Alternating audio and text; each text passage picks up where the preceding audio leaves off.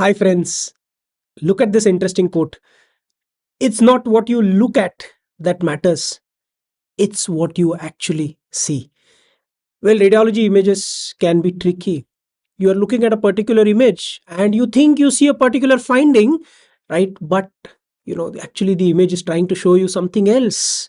Well, how do we learn to see what you're supposed to see in radiology images? There's a learning curve to it. Well, friends, that is the reason why I am here at your service. So, what we are going to try and do in this particular session is we are going to try and fall in love with this subject of radiology, looking at beautiful images, and we are going to use a very innovative way to look at the findings in radiology images. Before we get there, let me just expand upon this line that we have started with. Now, let me give you an example of what this quote actually is trying to tell you, and I'm going to use this image. This is from our very own Ayurateshwara temple in Thanjavur district in the state of Tamil Nadu. It has a sculpture. It is very, very intriguing, and believe me, it is one of the world's oldest optical illusion, almost 900 years old. What do you see here in this particular sculpture? Well, let me try to help you with it. Well, a few of you may be able to see that in this particular sculpture, there's actually an elephant here which is facing towards the west. Well, a few of you, if you come back to this original image, may actually see that it's not an elephant, it's actually a bull, the Nandi, which is facing towards the east. Well, what are you supposed to look at here? Well, you need to look at the sculpture and admire its beauty and acknowledge that there in this particular sculpture there is indeed an elephant, Ayurateshwara, there is indeed a bull, that is Nandi, and that is how radiology images can be sometimes. It can be tricky, especially for the untrained and unaccustomed eye and the brain, right? It can be tricky, right? What are you supposed to see here? Are you supposed to look at the bull? Are you supposed to look at the elephant? Well, I'm showing you an image and I'm trying to show you a bird beak sign, but some of you may actually look at it and think that it is a, say, a rat tail appearance. Well, the diagnosis and implication changes. I'm trying to show you a seashore sign, but you might be seeing a stratosphere in there, right? So this is where things get a little bit tricky. A biconvex bleed or a crescentic bleed can change your diagnosis and implications, and that is the reason why I am here today. We are going to use a very innovative technique, and this is the technique of magic view graphics is what I have prepared for you, and we are going to apply them on all these spotter images that you need to look for, you need to know when you're preparing for these exams and for your clinical practice. And over the next few minutes you'll realize how when you look at these images, these magic view graphics superimposed on these images are going to make things and life simpler for you. So this is what we are going to do here. This discussion is not just for your exams but also for things beyond it.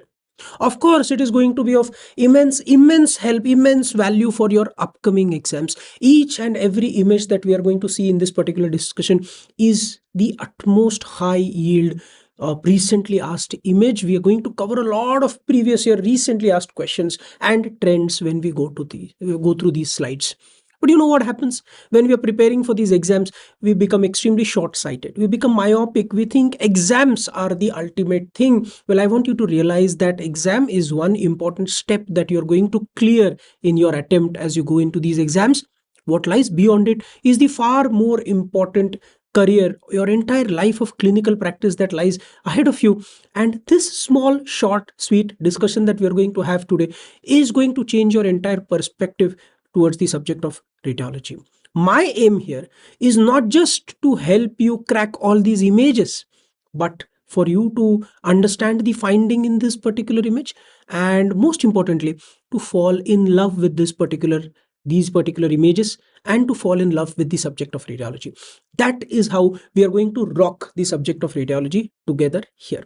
So on this note, right, let us try and jump into what we are actually going to see in these images. We are going to identify some focus areas We are going to start with all these conventional procedures. Say in your GI tract, your barium swallow, barium meals, right? Barium meal follow through, barium enema spotters, absolute favorite of your examiners, as well as very easily done investigations that can give you a definitive diagnosis.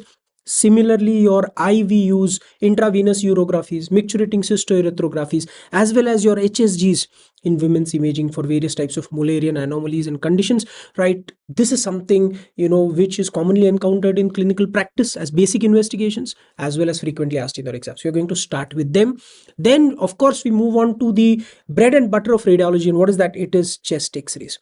Though radiology has seen such significant advancement as far as the modalities of concerned, do you know what is the most commonly done investigation in the radiology department today? It is a chest x-ray, right? And it is so far important for your clinical practice ahead. Whatever stream, whatever specialty you're going to choose, you must have a basic working knowledge for making a few basic diagnoses on chest x-rays. We are going to focus on that. Once we are done with this, then we'll move on to your neuroimaging spotter, CT scan, MRI spotters, right? Very, very, very important, critical, time critical, crucial conditions we must be able to diagnose. And then we move on to certain spotters, especially hepatobiliary spotters for your ionisate exams, vascular imaging spotters for your NEET pattern exams and your FMG exams. A lot of frequently asked questions. So let us jump into conventional modalities first. Okay, so just sit back, relax, and enjoy what you're going to see over the next hour or so. Now, if we look at barium studies, we start with barium swallow. So barium swallow will help us make diagnosis related to the esophagus, proximal stomach, and the junction of the stomach and the esophagus, G junction. Well, this image is showing you this smooth elongated tapering at the lower esophageal sphincter. This is your bird beak sign of achalasia cardia. We're going to see this image in much more detail. What if I want to look at a condition that relates to the stomach, say like a peptic ulcer or a CA stomach? Well, conventionally, right, of course, nowadays we do a gastroscopy, esophagoscopy gastroscopy, which is the best technique. But conventionally, what was done was a barium meal study, which is done mainly for the stomach and the proximal duodenum. Here, can you see these longitudinal prominent folds along the gastric wall? Well, these gastric folds, these are called as rugae. These are called as the gastric wall folds or rugae, right? These are what are identified. If you see that there is a filling defect within the rugae, depending upon the size, shape, configuration of the filling defect, you can classify it as being a benign ulcer or a malignant ulcer. Now, if I want to evaluate the small bowel, what we do is a barium meal follow through, where you are able to see this classic feathery appearance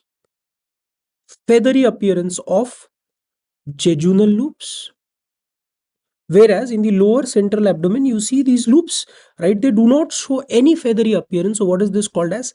This is called as your featureless appearance of your ileal loops. So this is your featureless appearance of your ileal loops. So see, just by having an introduction, we know how jejunal loops look like. Upper left abdomen with a feathery appearance, jejunal loop, because of the prominent volvulae, conventus, and the mucosal folds. Whereas ileal loops are relatively featureless. They are in the lower central abdomen. And of course, all your spotters like CA colon, diverticulosis, ulcerative colitis, lead pipe colon. When we are trying to look at the colon, right, we do a barium enema study. Now let us look at certain classic conventional modality spotters in the GI tract. Let us start with this patient. Now this patient has dysphagia. So I'm going to help you with a little bit of clinical bits when we look at these images, so that will give you a good clinical perspective as well. So this patient has dysphagia, right? And there's some, when you palpate the surface of the neck there, you feel a crepitus, like there's a swelling and you feel a crepitus because there's some content which is getting accumulated there. So what do you see? Look at this image very carefully, right? See, this is the esophagus. Look at the graphics. Can you see there? So this is the esophagus. This is a lateral spot image of the region of the neck. You can see the cervical vertebrae there from the lateral aspect. So this is the esophagus. Now what do you see from the esophagus is something is coming out. So it is an outpouching coming from the esophagus, isn't it? So this is an outpouching coming from the esophagus. It is directed posteriorly, sometimes a little bit laterally. So posterolateral outpouching from the esophagus. So when something comes out of the bowel, what is it called as? It is a diverticulum, correct? And what is the most common esophageal diverticulum you should be knowing? This is, yes, correct. This is the Zenker's diverticulum. Right now, Zenker's diverticulum, where does this arise? As regards to Zenker's diverticulum, you must be knowing a few things. One of those is, what is this Killian's dehiscence? Killian's dehiscence is an area of potential weakness in the pharyngeal wall. Where is it exactly located? It is located between the transverse and oblique fibers, in between the transverse and oblique fibers of the inferior pharyngeal constrictor muscle, and it is here where there is a potential weakness in the pharyngeal wall, from where this diverticulum actually pouches out. Right? There is an outpouching that happens. So this is the area where Zenker's diverticulum arises. Now, what is the most common complication associated with Zenker's diverticulum? Think of it logically. There's some food content that stays within this diverticulum. So what happens is that when the patient lies down, when the patient is asleep, right, this food content which is in the diverticulum will come out, go into the esophagus, right, and then what will happen? It will get aspirated. So aspiration is the complication. So it will go into the trachea, it will go into the lungs, cause aspiration pneumonia, right? So this is what is the most common complication associated with Zenker's diverticulum. Now look at the image now. Once you've seen the finding on the graphics, look at the image now.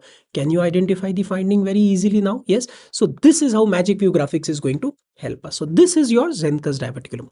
Now let us look at another patient, and this patient, remember, has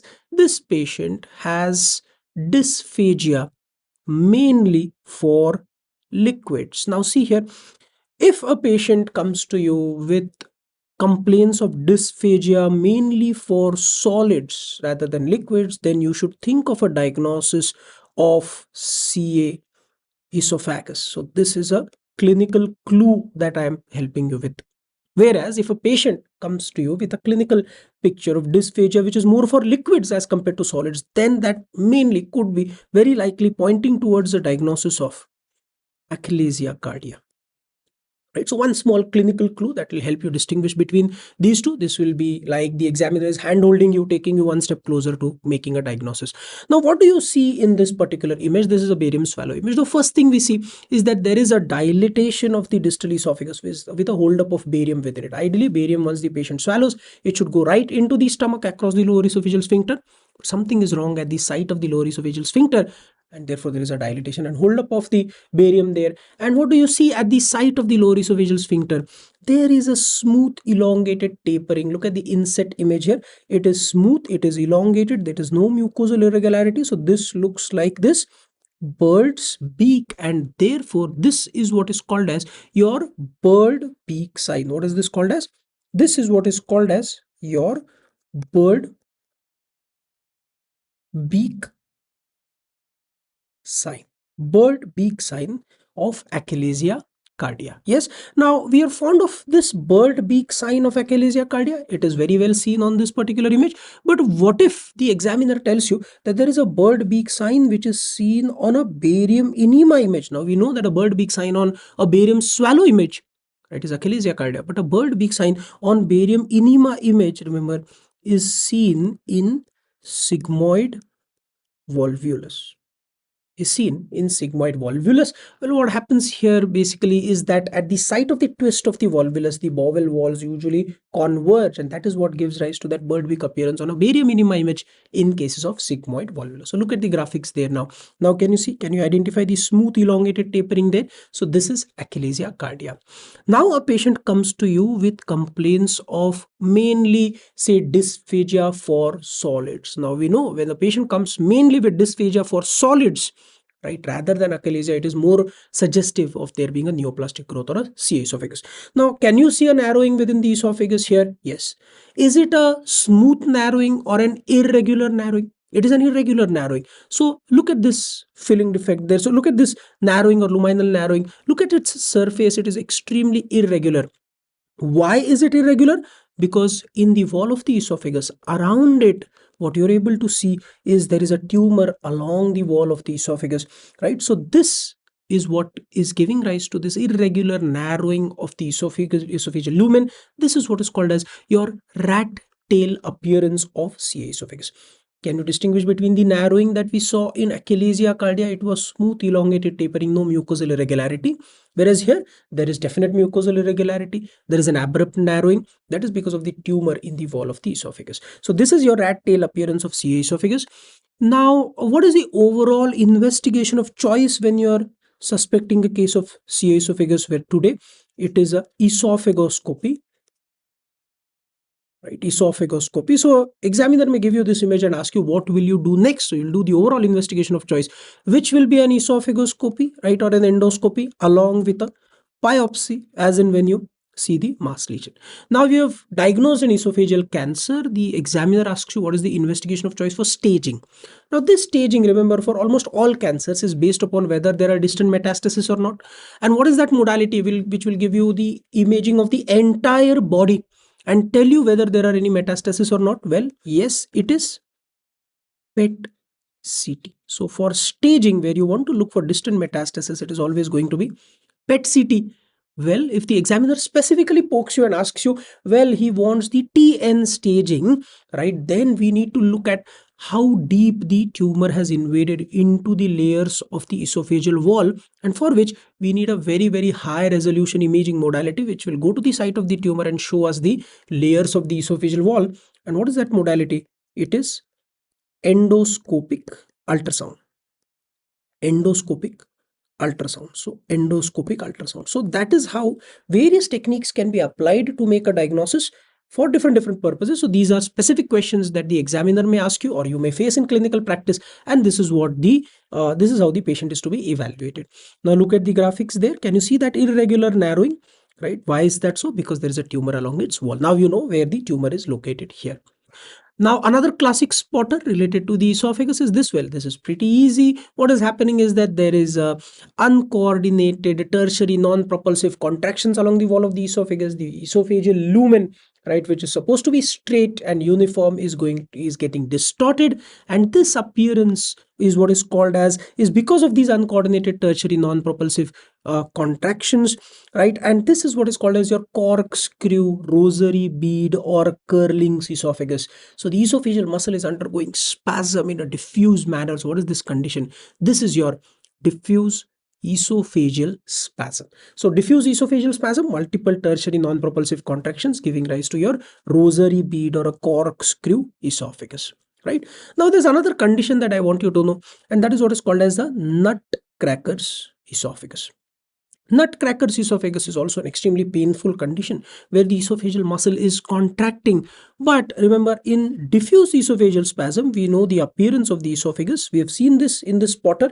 This is a corkscrew or a rosary bead appearance. Whereas in nutcracker's esophagus, remember, the barium swallow study is usually normal. So how do you diagnose nutcracker's esophagus? It is just by measuring the pressure in the esophageal lumen, because when the muscle is going to contract, the pressure is going to increase.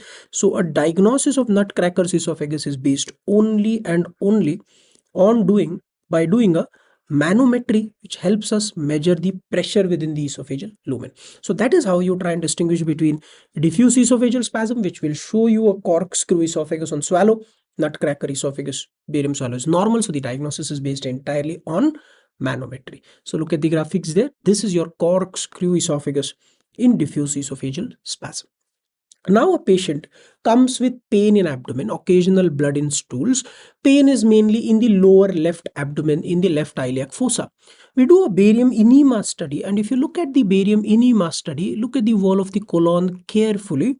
What do you see? There are multiple outpouchings which are coming out from the colonic wall. Can you see it in the graphics there? So we saw in the esophagus, something coming out of the lumen is a diverticulum. In esophagus, we called it as a Zenker's diverticulum. So something popping out, projecting out from the colonic wall are colonic diverticuli. These multiple diverticuli which are popping out, which I have highlighted here with graphics, this is what gives rise to your sawtooth appearance on an barium enema study. So what are we looking at? We are looking at colonic diverticulosis, right? The most common site for development of colonic diverticulosis is the region of the sigmoid colon. And therefore, you'll see that patients will most commonly present with pain in the left lower abdomen, that is where the sigmoid is. The overall investigation of choice for colonic diverticulosis, remember, is a contrast enhanced CT. Because what happens at the site of the diverticulosis, try to understand, is that if there's a tiny perforation, what is the content of the colon? It is fecal matter. So the fecal matter comes out of that tiny breach of that colonic wall. Of course, when it comes out, it is going to incite a lot of inflammation in the surrounding mesocolon, right? That is how it will get inflamed. That is called diverticulitis. It is possible that there is a paracolic abscess which is formed because of this extravasation of the fecal content, and hence to look at this pericolic inflammation, abscess, focal collections, the investigation of choice for diverticulosis is contrast enhanced CT, right? So look at the image now without the graphics. Can you see all those diverticuli popping out now? So this is your sawtooth appearance in colonic diverticulosis. Yeah, another spotter, right, that I want you to know is this patient comes with altered bowel habits, blood in stools, and when we did a barium enema study, watch carefully, look at the graphics. This is the colonic outline. Now there is obviously a narrowing which is there involving the colonic lumen. Now this narrowing has taken a particular shape, it as if there is an apple, right, which has been eaten from around its sides and the core is remaining, right? So why is that so? Is because there is a tumor along it, and this appearance is what creates the apple core sign. So apple core sign is seen in what? It is seen in CA colon. So apple core sign is seen in CA colon. Remember, this apple core sign in CA colon is more commonly seen in a left-sided colonic CA rather than a right-sided, meaning it will be more commonly seen in a colonic CA involving the rectum, sigmoid or descending colon rather than the cecum and the ascending colon, right? So look at the graphics there now. Can you see the apple core there? If I remove the graphics, see, you can see the colonic outline, you can see the narrowed lumen now. That is where the site of the tumor is, right? And this is what is going to be the apple core sign of CA colon, more commonly seen in left-sided colonic cancer. Now let us look at another colonic spotter. See here. The entire colon is filled up with contrast, so you're able to see it. We can see the cecum, ascending colon, transverse colon, descending colon, sigmoid colon, and a part of rectum here. But what is very peculiar about this colon is that there are no hostrations which are visible. So the colon almost looks as if it is a pipe. So the colon looks like a lead pipe. So lot of hostrations leading to a lead pipe appearance of the colon is a feature of what? It is a feature of an inflammatory condition involving the colon. What is that? It is ulcerative colitis. Yes, so this is ulcerative colitis. Remember, patients with ulcerative colitis may have an acute presentation. And what is that? That complication associated with it, I want you to know, is toxic megacolon.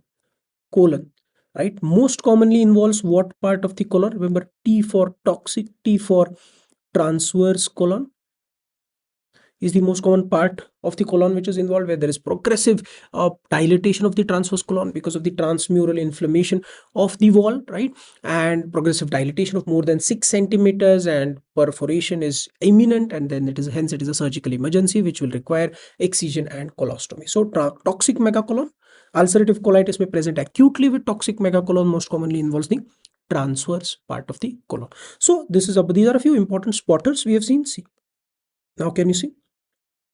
All right, so these are important spotters. Now let us look at certain peculiar conditions. Now this is a child. So this is a child who presents at birth with bilious vomiting. Right, so neonate present at birth with bilious vomiting.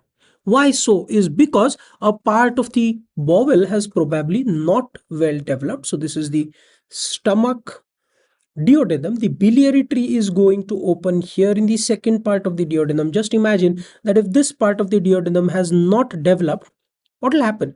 The bile which is going to come into the bowel cannot pass ahead. If it cannot pass ahead, right, there's going to be obstruction. The part of bowel is not developed. All this bile is going to come back, and the child or neonate is going to have bilious vomiting. So neonate with bilious vomiting antenatally. So what will happen is that the stomach will get dilated, and this proximal part of the duodenum will also get dilated. If you look at the image there, can you see the two bubbles which are present there? One of those bubbles is the stomach, the other bubble is duodenum, proximal duodenum, because the bowel is atretic at this particular site, and this appearance is what is called as your double bubble appearance or double bubble sign, which is a feature of what? Which is a feature of duodenal atresia. Which is a feature of duodenal atresia. Even antenatally, if you see, this is the antenatal ultrasound image where in the fetal abdomen you are able to see two bubbles. This is the stomach, the larger one, the smaller one is the proximal duodenum. So double bubble sign is a feature of duodenal atresias. Well, let us look at certain bubble signs. We have already seen a double bubble sign is duodenal atresia, where a single bubble sign is considered to be a feature of pyloric stenosis. A triple bubble appearance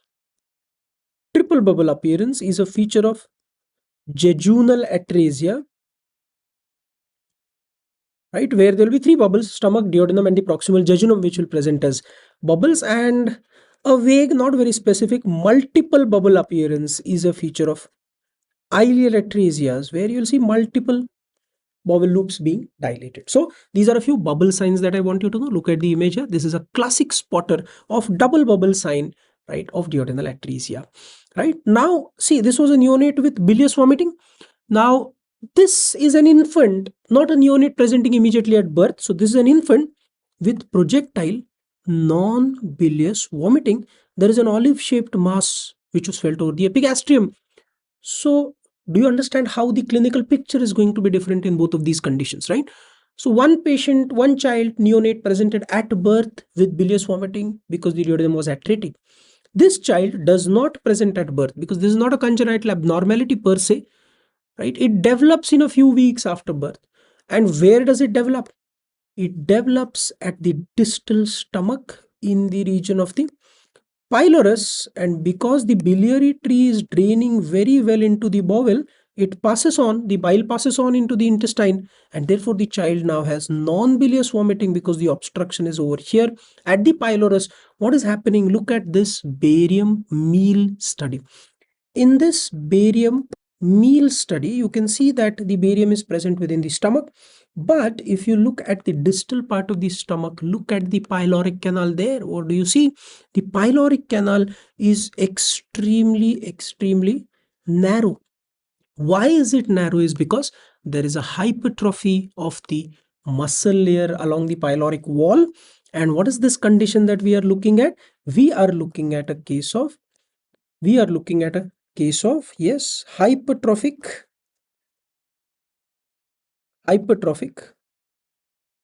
pyloric stenosis.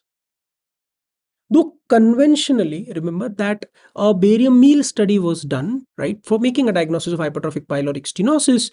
These days, it is usually not the barium meal which is done because it involves radiation exposure. It is a procedure where the child is to be fed this barium and then x-rays are to be taken. And therefore, nowadays, a more readily available modality in which there is no radiation exposure is used as the investigation of choice. What is that? It is an ultrasound. Because the pylorus is so superficial, it is felt as an olive-shaped mass over the epigastrium, right? If we keep an ultrasound probe on the surface of the abdomen, because of the superficial location of the pylorus, we are able to directly see the pyloric wall and the pyloric muscle, right? And that is how, right, we are able to make a easy diagnosis, right? The muscle thickness layer, so thickness of the muscle layer of more than 4 millimeters, or the length of the pyloric canal being more than 16 millimeters is considered to be the diagnostic feature to say that the pyloric muscle has hypertrophied, right? So these are few. Do you understand? So child comes with vomiting at birth. Bilious vomiting is duodenal atresia. In a few weeks, non-bilious vomiting is usually hypertrophic pyloric stenosis. So that is how clinically also these cases can be differentiated. Yes, now let us move on to certain spotters in the genitourinary tract. Now see here. This is an intravenous urography or pylography. Now this patient, the first image, look here. Can you see some finding which is present in the region of the renal fossa there? What is that? hyper dense appearance, that opacity that you see close to the area of the renal hilum there, possibly we are looking at renal calculi. One of them is sitting in the renal hilum, the other one is probably in the lower pole calyx. Now that I've seen a calculus, I want to know whether this calculus is an obstructive calculus. Is it causing hydronephrosis? So what do? I do an intravenous urography or pylography where I inject iodinated contrast. As soon as I inject iodinated contrast, as soon as it goes from the veins to the heart, right heart, lungs, left heart, comes into the arteries, aorta, renal artery, it gets filtered at the glomerulus, and then I am able to see the renal cortex being highlighted. Can you see that? So at a 0-minute film, as soon as the contrast reaches the renal tissue, I'm able to see the renal cortex. Now I can actually see the contrast getting filtered through the kidney into the colitis. So I wait for a few minutes, and then when I take spot images, say at 5 minutes, look at the finding there. Can you see the left-sided pelvic coliaceal system is more or less completely normal? Can you see that? There's no dilatation. Contrast is reaching up to the urinary bladder. But what has happened to the right? Can you see that? Look at the graphics there. What has happened to the right is that the colitis on the right side definitely appear to be dilated. So I am very likely looking at a possibility of hydronephrosis. Why is there hydronephrosis? Because there is a calculus here, I know, which is sitting at the level of the renal hilum. Well, I want to look at it more carefully. I wait for some more time, where at 15 minutes, the entire left-sided pelvic coliaceal system, which looks completely normal. Look at the colitis ureter reaching right up to the urinary bladder. I'm able to see it very well. Well, now what do you see on the right side? The colitis are further filled up. Definitely they are obstructed. They are dilated. Why is it so? Is because there's this calculus which is sitting over here. So this finding that you see on an IVU, right, this is your hydronephrosis because of the obstructive calculus at the renal hilum. Can you see that now? Yes. Now, so this is about how IVU will demonstrate hydronephrosis or signs of obstruction. Now, IVU spotters that are frequently asked in your exam. So let us try to look at certain IVU spotters. Now, this is a normal intravenous urography. As we inject contrast intravenously, right, as it goes into the heart, right heart, lung, left heart, arteries, aorta, renal artery, it gets filtered at the kidneys. We know it gets into the colitis, minor calyx, major calyx, renal, pelvis, ureter, and bladder. So first we see the kidneys. Look at the renal shadows there. Then as it fills up the colitis, can you see how beautifully here with the magic view graphics you're able to see the entire pelvic coliaceal system, right, from the minor to major colitis to the renal pelvis to the ureters to the urinary bladder getting opacified. Just look at this image now. This is a normal IVU spotter image for you. Now when we know how a normal IVU looks like, let us try and look at something which is not normal. See, very interesting condition. Can you see that? Look here. Where is the right kidney? The right kidney appears to be somewhere over here. Where is the left kidney? The left kidney should have been here, but it is not present here. Where is the left kidney gone? If you look at this image very carefully, and if I help you with a little bit of magic view graphics here, you'll see that the left kidney has actually crossed over across the midline, gone to the right side, and it is fused with the right kidney. So this is called as a crossed fused ectopic left kidney. So this is a condition of cross fused ectopic kidney. Now let us add some finding to it.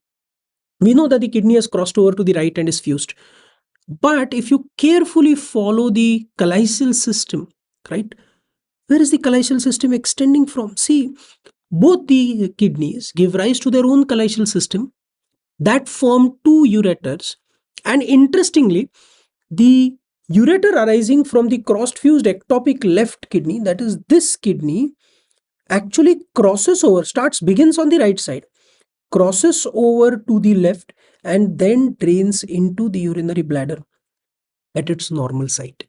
So what is this? This patient is clinically asymptomatic, right? If you look at the first image here, look, if I remove the graphics now, right, can you see the entire pelvic system there, right? So magic view graphics will help you see things. Look at the second image here now.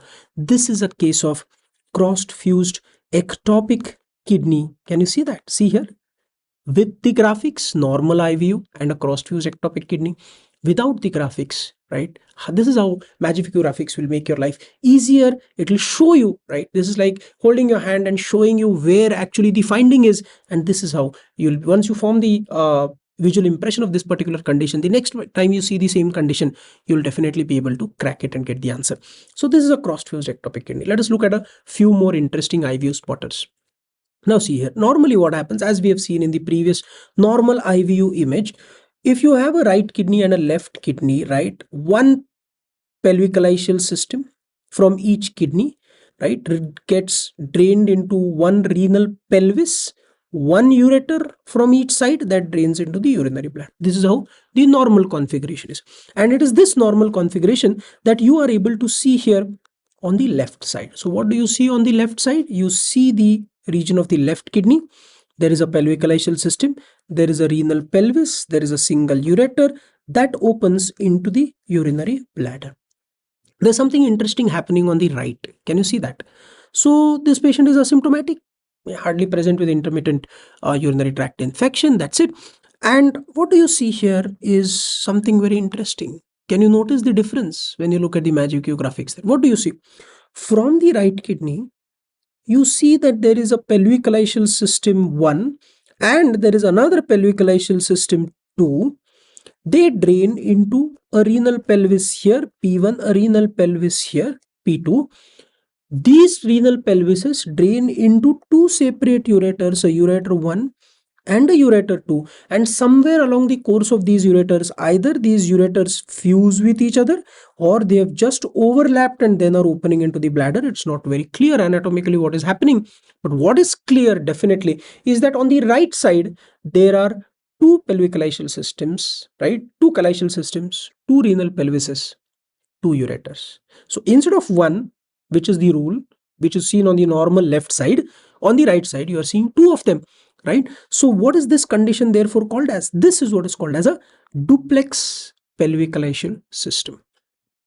What is important? What is the importance of identifying a duplex pelvic system? Well, when instead of one ureter there are two ureters, when these two ureters drain into the urinary bladder at different sites, it could be associated with certain abnormalities.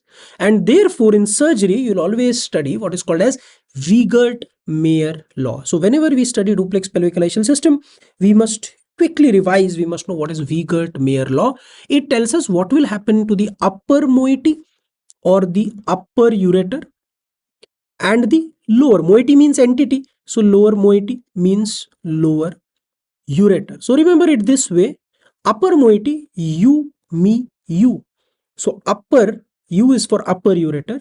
It has a more medial and inferior insertion, medial and inferior insertion on the urinary bladder, and as a result of that it is more prone to the development of ureterocele. There may be a cyst which may form at that site. So the upper ureter has a more medial and inferior insertion, is more prone to the development of ureterocele, whereas the lower ureter has a more loose or a lax insertion into the urinary bladder, and therefore it is more prone to the development of Vesicoureteric reflux. It is more prone to develop Vesicoureteric reflux. So upper moiety, upper ureter, you, me, you, upper ureter, medial inferior insertion, more prone to the development of ureterocele. Lower lax reflux, right? So lower ureter, more lax or loose insertion, therefore prone to development of Vesicoureteric reflux. Now look at the image here without the graphics. Can you see that now? A single pelvic system on the left, two calacial systems on the right. Well, another question has been asked once before on this condition of duplex pelvic system, where in the first image here, this is the image that we just saw, where you can see two pelvic systems. But what is happening in the second one is that though you are able to see a normal left-sided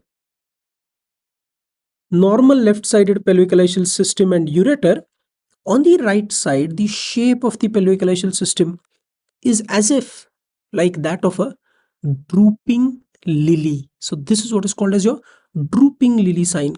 Well, this is the second pelvic coliaceal system on the right. The upper one is not seen here because it is obstructed, it is blocked, it is dilated, and because it is obstructed, dilated, it is pushing the second pelvic coliaceal system downwards, and that is what makes this lily droop down. So drooping lily sign is seen in what? So drooping lily sign is seen in duplex pelvic coliaceal system with a obstructed an obstructed and dilated upper system. Obstructed and dilated upper system. See here, there are two pelvic coliaceal systems on the right side.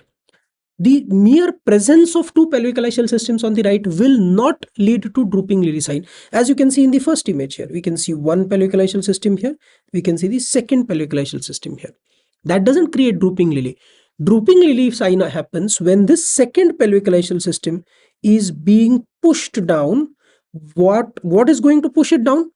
Why is it pushed down? Is because it is the upper system which is obstructed, so it is not opacified with contrast, hence it is not seen in the image, and it is dilated, so therefore it is pushing the lower pelvic coliaceal system down, and that is what is giving rise to the drooping lily sign. So drooping lily sign is seen in a duplex pelvic coliaceal system in which the upper entity is obstructed and dilated. Okay, so that is your drooping lily sign of duplex pelvic coliaceal system with obstructed, dilated upper system.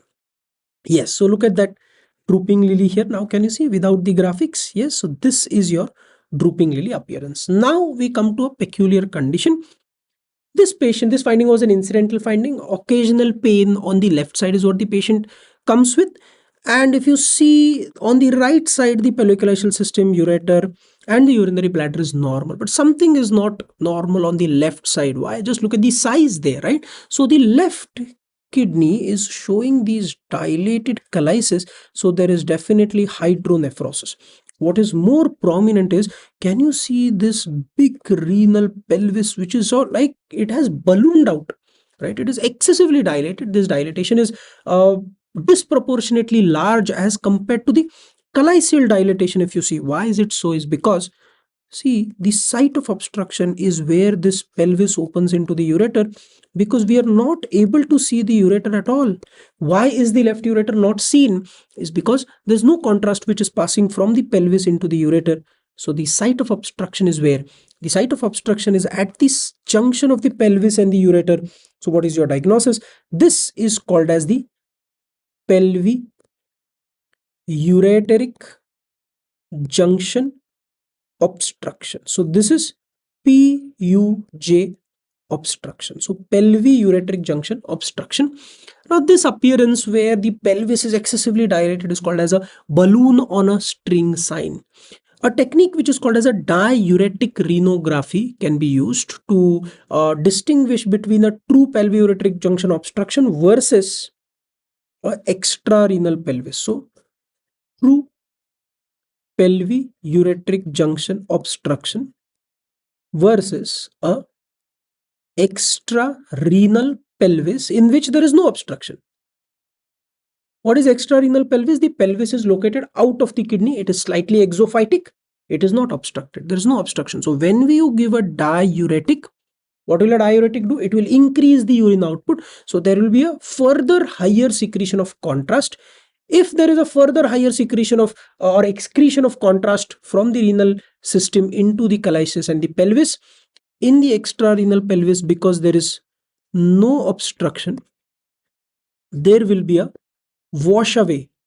There will be a washout of contrast where the entire contrast, because it is being excreted forcibly out, will go into the bladder.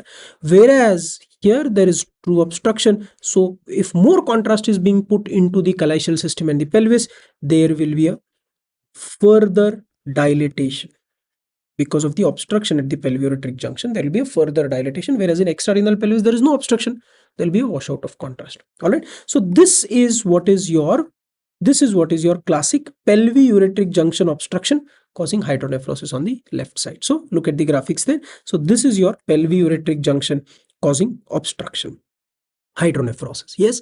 Now, if you look at this same finding on a CT urography, this is a CT urography, right, where you can see the right kidney.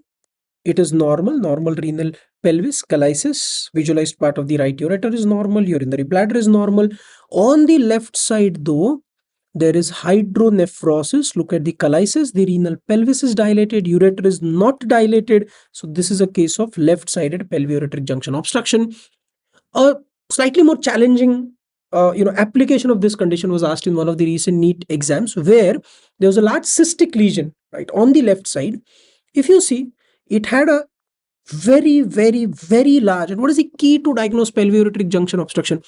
It is this ballooning of renal pelvis.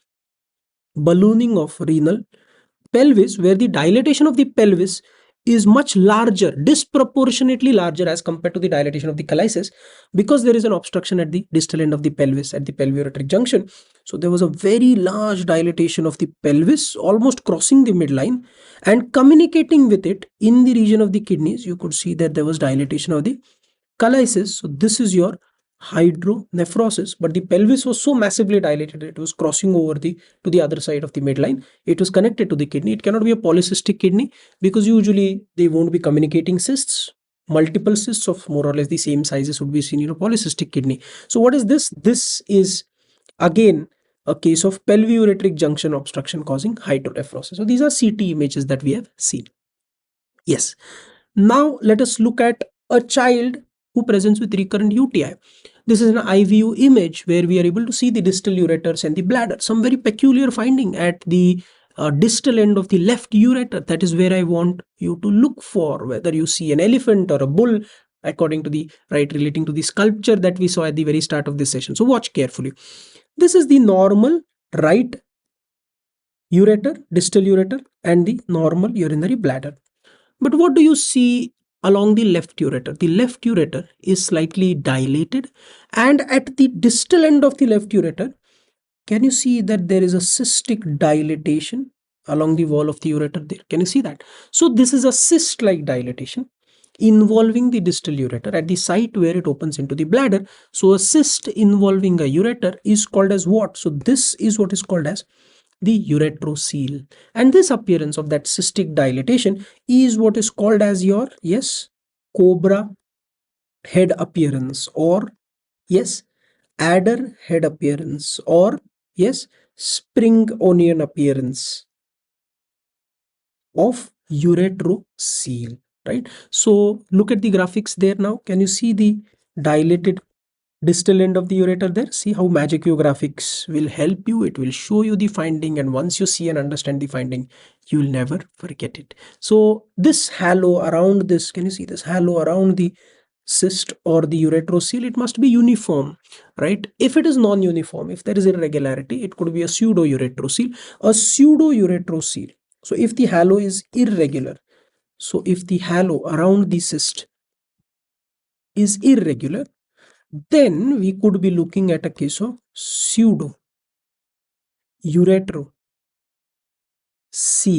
and a pseudo ureterocele may suggest a possibility of a tumor being there, usually a transitional cell tumor at the site, which is causing that dilatation and irregularity. All right, now let us look at this patient with a very classic spotter appearance. Look at the schematic image. I've already given you a clue. Look at the course of the ureter. If you look at the left kidney and the left ureter, it is coming straight down. Look at the right kidney. Where is the right ureter going?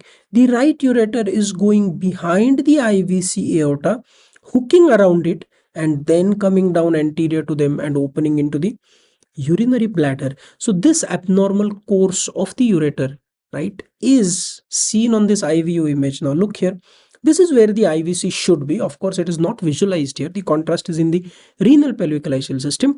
But can you see now that the pelvic system, the proximal ureter, as we opacify the pelvic system, the proximal ureter goes behind the IVC, right, hooks around it, and then comes down and drains into the urinary bladder. So this is what is called as a fish hook appearance of the ureter, which is seen in retrocaval ureter. Retro means behind, caval means behind, the inferior vena cava.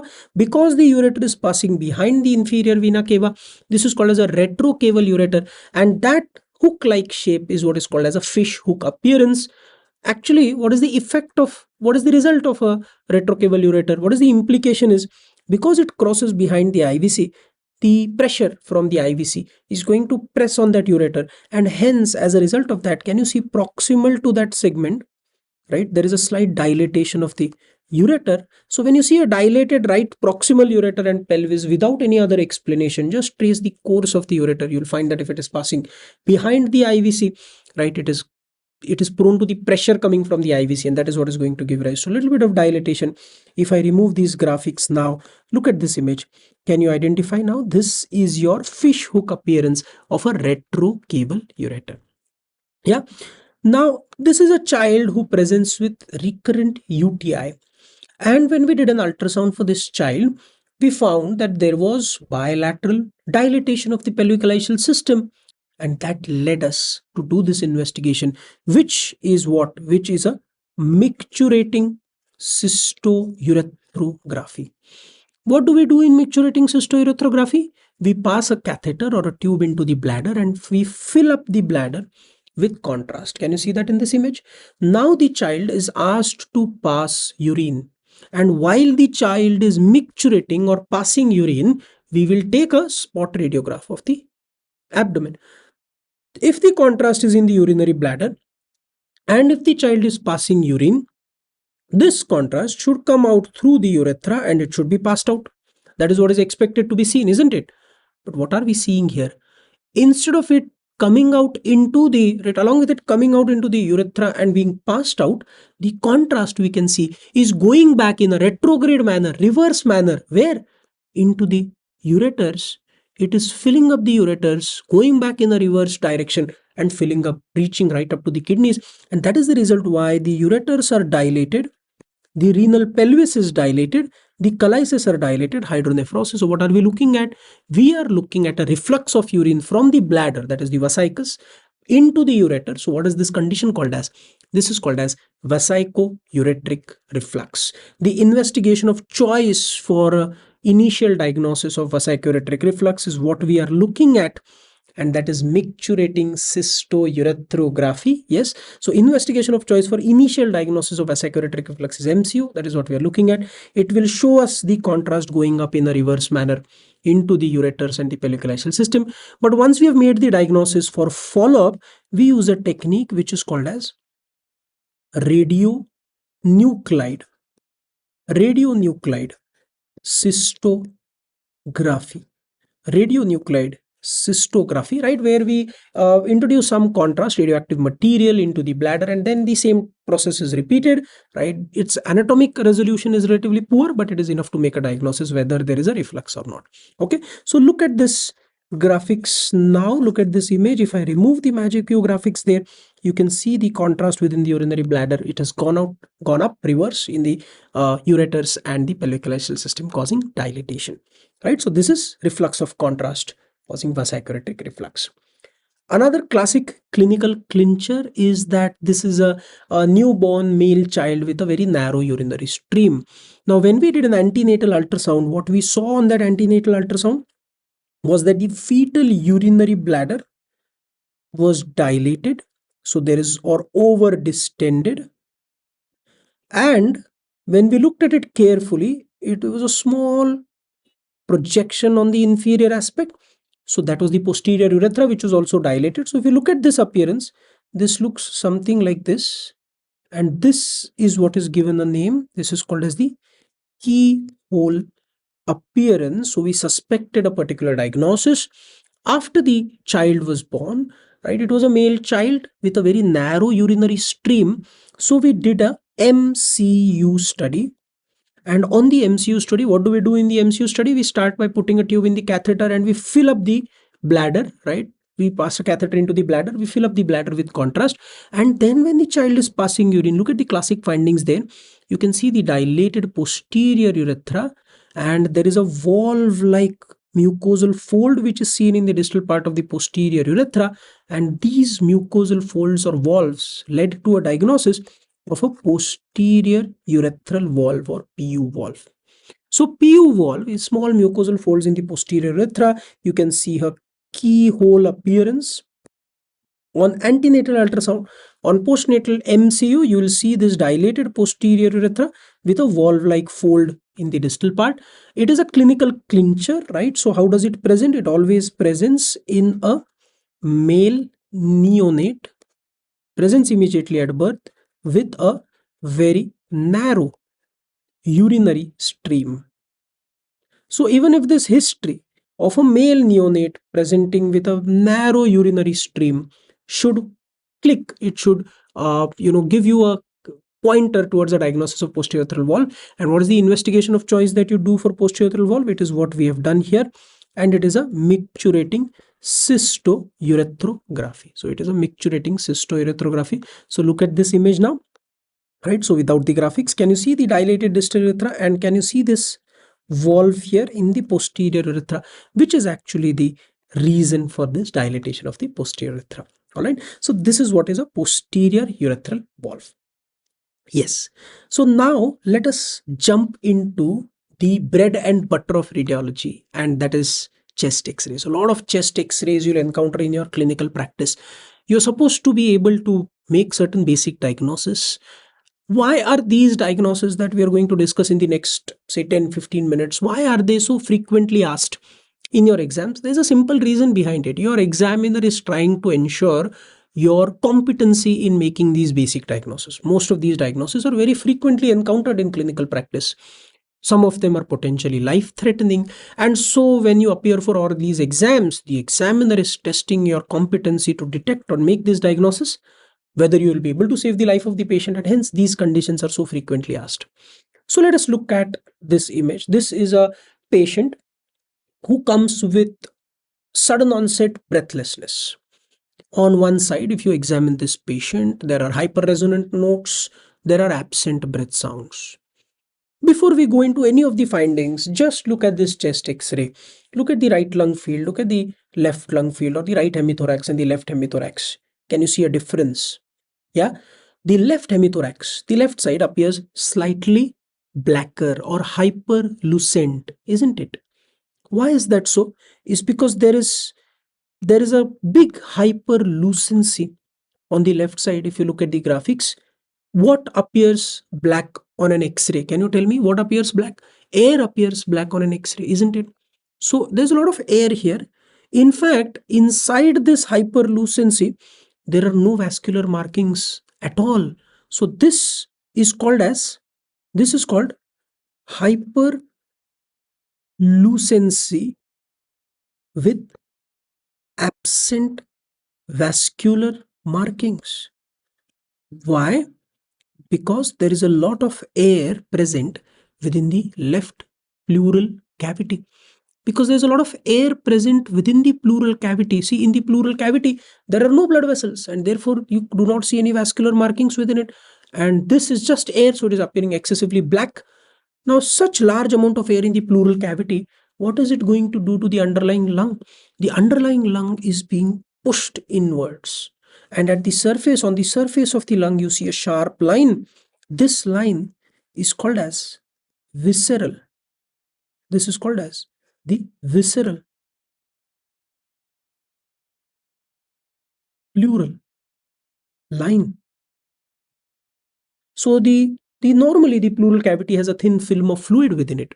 But when this thin film of fluid is replaced by a large amount of air, what is going to happen? This air is going to distend the pleural cavity at high pressure. It is going to push the lung inwards.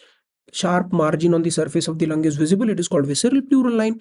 If it is going to push the lung, it is also going to push the trachea to the other side. It is also going to push the heart contralaterally. So there is definitely evidence of mass effect.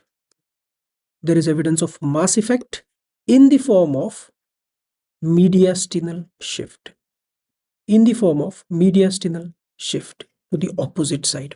Now, if this large amount of air in the pleural cavity is pushing the mediastinum contralaterally, what is it going to do to the ipsilateral diaphragm? See, the ipsilateral diaphragm is also pushed down. Can you see that? Compare it with the location of the right hemidiaphragm. So this is again an evidence of mass effect. The diaphragmatic sulcus appears extremely deep, and this is given a name. This is called as your deep sulcus sign. The diaphragm being pushed down, the diaphragmatic sulcus appearing deep, is what is called as the deep sulcus sign. So what is your diagnosis? See, if I've removed all the graphic, can you see that now? Can you see that there is excessive air in the pleural cavity, which is causing that hyperlucency with absent vascular markings? The lung is being pushed inwards. You can see a sharp margin on the surface of the lung. This is what is called as your visceral pleural line. There is mediastinal shift, heart and trachea are being pushed. This is mass effect. The diaphragm is being pushed down. This is deep sulcus sign. So what is air within the pleural cavity called as? So air within the pleural cavity is called as pneumo. Yes, pneumothorax. Yes, so air within the pleural cavity is called as pneumothorax. But then tell me, should you be tense? Tension hai kya? So this is, yes, this because of the prominent mass effect, mediastinum being pushed to the opposite side, the diaphragm being pushed down, right? This intrapleural air is at high pressure, and hence the diagnosis is not just pneumothorax, it is tension pneumothorax. Tension pneumothorax when this intrapleural pressure is a very high positive pressure, right? And hence it will push the mediastinum contralateral, it will push the diaphragm down. At this high pressure, it will compress the IVC and the SVC, where the venous return will be blocked, the cardiac output will fall. It is a potential life-threatening condition. So this is what is tension pneumothorax. Did you get that? Now now we know this is tension pneumothorax. Let me just remove this findings and now tell me what is the investigation of choice. Though the diagnosis can definitely be well made on this chest x-ray, the investigation of choice, remember a concept we have studied: fluid is friend of ultrasound. Fluid is friend of ultrasound. So wherever you want to detect fluid, the investigation of choice will be ultrasound. And air is enemy of ultrasound. Yes, we have studied that. Air is enemy of ultrasound, and therefore wherever in the body you want to detect air, ultrasound cannot be used, and hence you must use the next best investigation, and that is going to be CT. So anywhere in the body you want to detect air, remember pneumothorax, pneumomediastinum, pneumoperitoneum, pneumocephalus, anywhere you want to detect air, the investigation of choice is going to be CT. So the concept is fluid is friend of ultrasound, air is enemy of ultrasound. Yes, so the investigation of choice for pneumothorax, remember, is CT. Now, tension pneumothorax is a life-threatening condition. So your examiner will frequently ask you, what is the first step in the treatment? The first step in the treatment is something that you can do rapidly at the bedside. This is called needle thoracentesis or thoracotomy. You put a needle, a wide bore needle. In children, you put it in the second intercostal space in the mid-clavicular line. In adults, you put it in the fifth intercostal space just anterior to the mid-axillary line.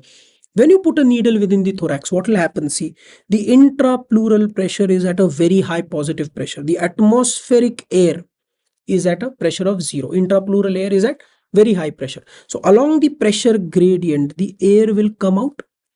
It will come out until the time that the intrapleural pressure also becomes 0. So when the pressure inside the pleural cavity and the atmosphere becomes same, the air will stop coming out. By doing this needle thoracentesis, you have relieved the tension component. Now what remains is plain simple pneumothorax.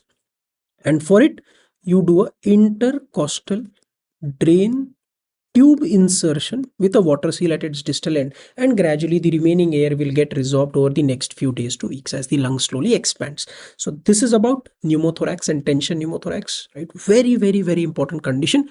Can be diagnosed on a chest x-ray, potentially life-threatening, and therefore requires prompt treatment. First step is needle thoracentesis to relieve the tension component. Second is intercostal drain tube insertion to tackle with the remaining simple pneumothorax. Yeah. Now look at these images. What do you see?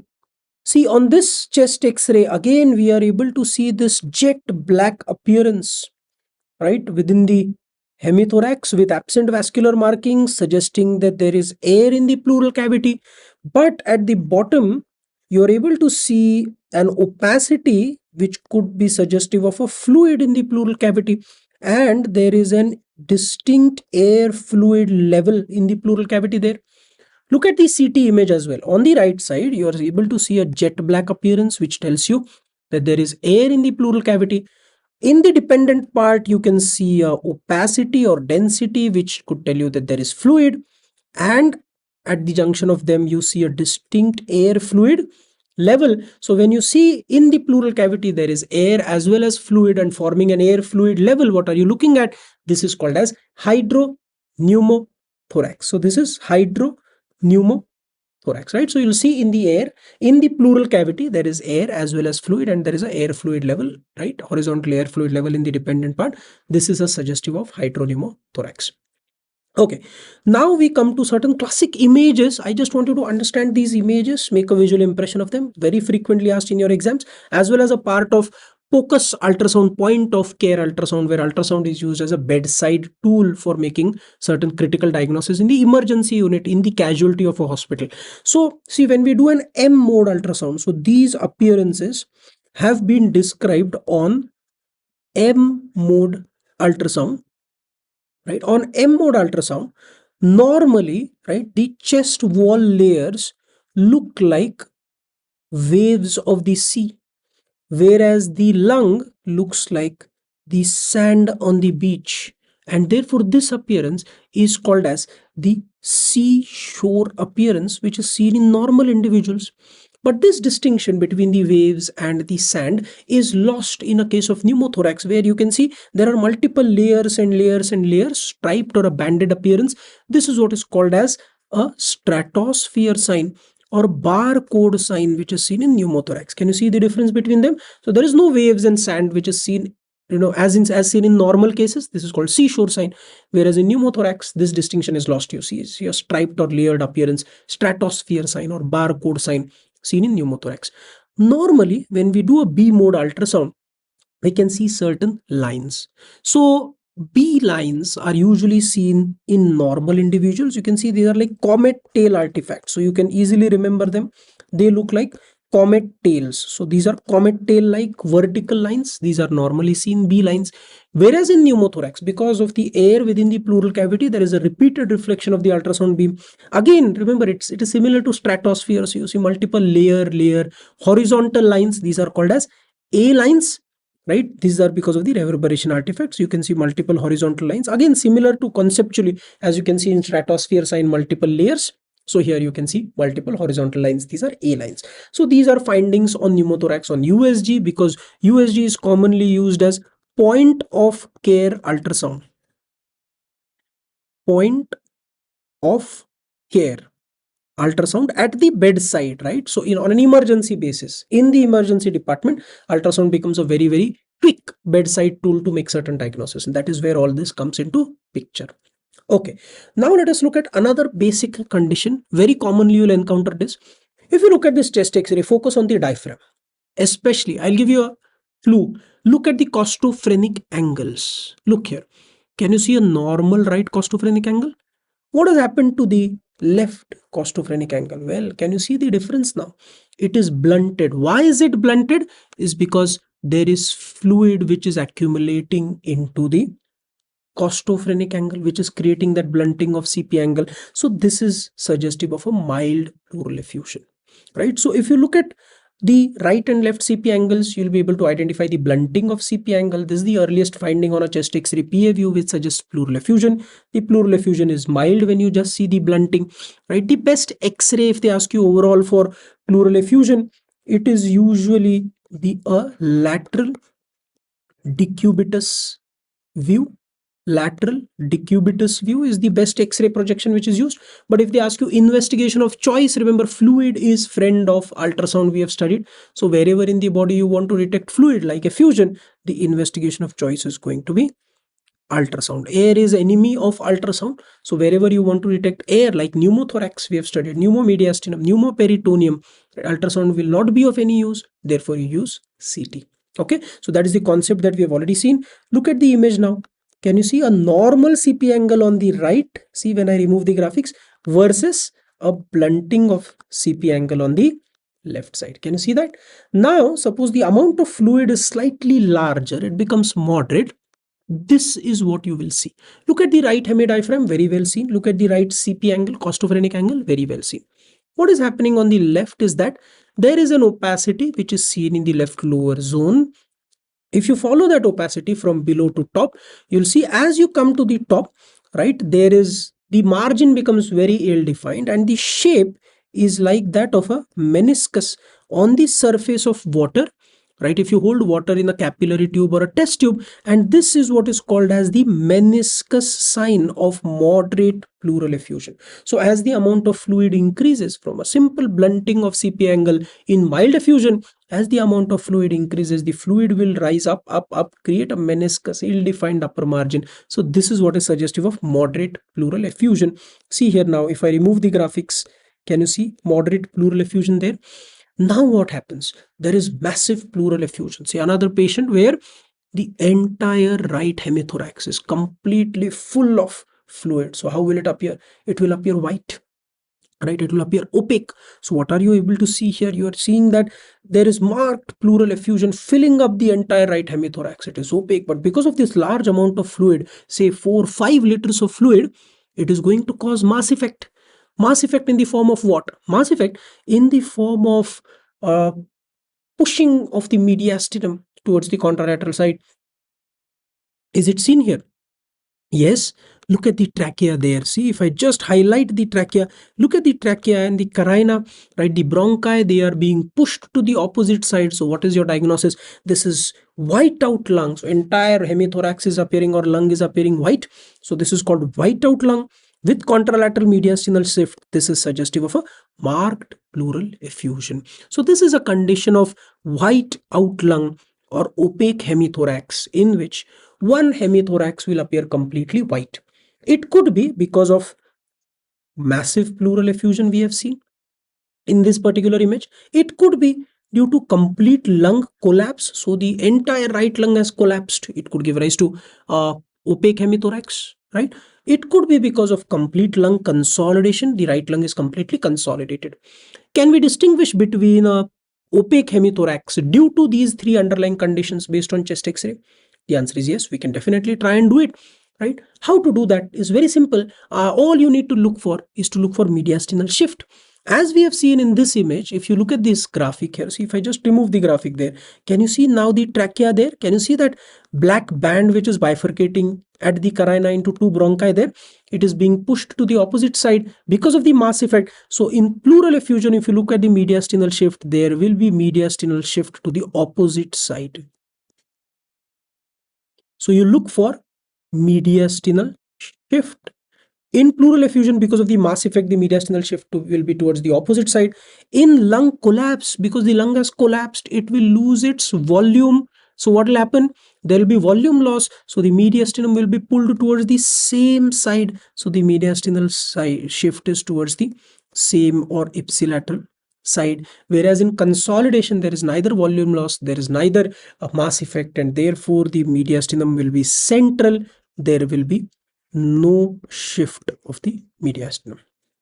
Okay, now let us apply this what we have just seen. This is an image that we have just seen. We can see the mediastinum being pushed on the other side. Look at this white out lung. Can you see that there is a right-sided opaque hemithorax? We know this could be because of pleural effusion, this could be collapse, this could be consolidation. What is the key to differentiate between them? It is to look at the mediastinal shift. Where is the trachea in the mediastinum? Watch carefully. Look at the trachea and the mediastinum there, right? They are pulled towards the same affected side, right? So mediastinal shift towards the same side tells us that there is a collapse of the underlying lung lobe. So this is the collapsed lung, right? And which is therefore there is volume loss, and therefore the mediastinum is being pulled to the same side. So this is how you can crack radiographs of opaque hemithorax, right? We have seen two classic examples there. Now, sometimes pleural fluid behaves in a very atypical manner. Rather than settling down and forming a blunting of CP angle or a pleural meniscus, this fluid can simply rise up parallel to the lateral thoracic wall like a band or a layer there. Can you see that? This is what is called as lamellar pleural effusion, right? Occasionally, now most of the cases of pleural effusion, there is free fluid within the pleural cavity. But sometimes this fluid can get trapped. Where can it get trapped? It can get trapped most commonly in the fissures. So it can present like a mass-like opacity. Look at the second X-ray there. In the horizontal fissure, when there are two layers of pleura, there is a potential space between them. And in this potential space, the fluid can get trapped. It will create a mass-like opacity because there is a potential space within the two layers of the pleura in the horizontal fissure. Fluid will get accumulated there. This is called loculated pleural effusion, and this creates a very classic clinical clincher, which is called as vanishing lung tumor or phantom lung tumor. This opacity here, now if you see, this is lamellar effusion and this is loculated or fissural pleural effusion. Well, this opacity here is misinterpreted as a tumor. But is it a tumor? No, it is fluid within the horizontal fissure. So what happens?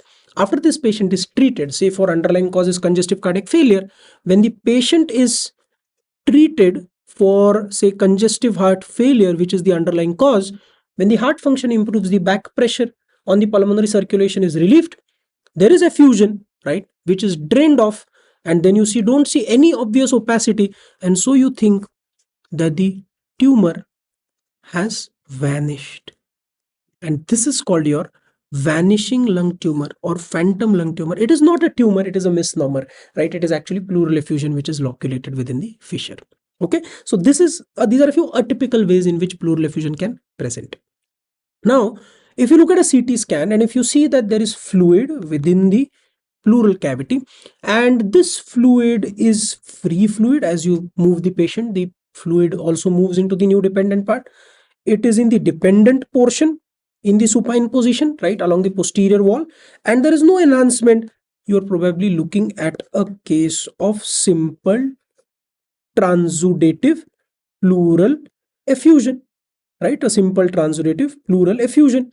Whereas if you see a loculated collection, right? So you see a loculated collection, right, along the pleural wall in the non-dependent part. So it is not here, right? It is along the lateral wall, and there is an enhancement along its wall, as you can see here. This enhancement is as if it is splitting the pleura.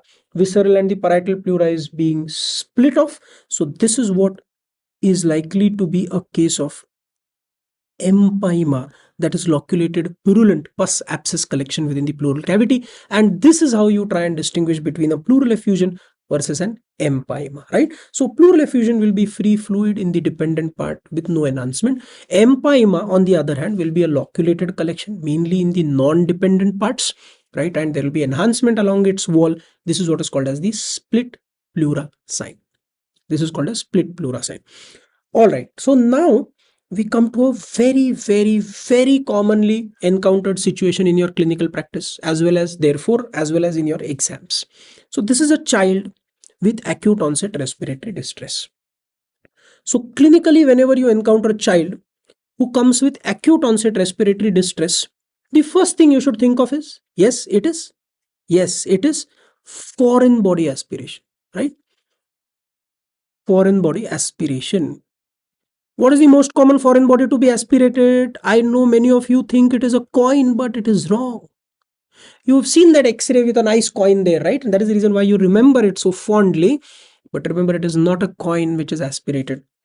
Usually the most common foreign body to be aspirated are small entities, that the small things that the child is usually eating, right? And they're also jumping at the same time, and suddenly it gets aspirated. Usually it is a peanut or a groundnut. And if you see an X-ray of such a child, you will never see that peanut lodged within the bronchus, because peanuts are just not dense enough to be seen as opacities on a chest X-ray. So you'll be disappointed if I tell you that whenever you look at the X-ray of such a child, don't expect to see a peanut. Life is not that simple. So you have to look for some other findings. And these findings are very well seen here. Look at this image carefully. Compare the appearance of the right lung and the left lung. Can you see any difference between them? Watch carefully, I'll help you. Look at the left lung. Firstly, do you realize that the left lung is appearing slightly blacker as compared to the right? Can you see that? So that is called hyperlucent. It is also slightly bigger in size, right? So there is a unilateral hyperlucency which is seen. Why is that so? It is because of air trapping. Why is there air trapping within the lungs? See, if there is a groundnut lodged within the bronchus, during inspiration, as the bronchus dilates, right, there is air which is going to enter the lungs. But during expiration, the bronchus has a tendency to retract and collapse on its lumen, right? So what will happen? This groundnut or peanut within the lumen of the bronchus is going to block it completely. Now, if the bronchus is being completely blocked, the air within the lungs is not going to be able to come out, right? And as a result of which, though the other lung is going to lose all that air in expiration, the affected lung is not able to lose that air, and so there is air trapping, which will give rise to the lung appearing excessively black and expanded. So this is what is the finding which is seen here. It is also, because it is larger in size because of air trapping, it is going to push the trachea and the mediastinum towards the opposite side. It is going to push the diaphragm slightly down. And now if I remove all these findings, look at the image here, look at the x-ray. Can you identify that unilateral hyperlucency, lung expansion, black appearing lung, slight push of the mediastinum to the opposite side, diaphragm being pushed down? This finding of air trapping, along with a history of acute onset respiratory distress, will tell you that there is foreign body aspiration. And what should you do next? What should you do next is to try and do a bronchoscopy. And by doing the bronchoscopy, we are trying to find that foreign body and get it out. Now let us come to the foreign body that you actually like, which is a coin. And I'm sure you've seen these x-rays multiple times. So where is the coin is what was the question which was asked. Very simple. Let us first say that, let us assume the situation where the coin is going to go into the trachea. If it has to go into the trachea, it has to first pass through the larynx. And the opening of the larynx, say in my body, it is guarded by these two vocal cords, right? Now, so the opening or the entrance way into the larynx is in the mid-sagittal plane in my body, in between these two vocal cords. So if a coin has to pass through these vocal cords, through the glottic opening into the larynx, it will have to pass in a mid-sagittal plane. And if it passes in the mid-sagittal plane like this, it will be held in the mid-sagittal plane by the tracheal cartilaginous rings. And hence, if a coin is in the sagittal plane, if you look at it from the front, you'll see it like a slit-like opacity here. And therefore, where is this coin? This coin, I can now say, is in the trachea because of its orientation in the sagittal plane. We just discussed it. And therefore, for this child, I will immediately do a bronchoscopy. Whereas in this child, the first child, see, if the child keeps the coin on his tongue, he'll keep it flat and then swallow it. So as it goes from the tongue down, it goes into the pharynx and the esophagus. It is maintained in the coronal plane. So if the coin is in the coronal plane, you are looking at the coin right from the front end face. If you see a coin in a coronal plane, remember, where is this coin? This coin is in the esophagus. And therefore, for this child, what will you do? You will do a esophagoscopy. You'll do a esophagoscopy. Yes, so that is where the coin is. Now, another question based on a similar finding is this. Is this a coin? Watch carefully. It is not a coin, because if you look at the shape of that opacity, though prima facie it looks like a coin, when I zoom it up for you, right, I want you to realize that there are actually two rings that you are able to see. One is an outer ring like this. The other one is an inner ring like this. The outer one is slightly larger. The inner one is slightly smaller. And this appearance is what is called as a double ring appearance or a halo sign. Even on lateral radiographs, if you see, there is a slight step off. So you see, this is the larger ring. If you look at it from the side, it is a small step off. And this is what is called as the step off sign. So is this a coin? No, in fact, it is a button battery. So what are we looking at? This is a small button battery that goes in your watches or small clocks. So this is a button battery.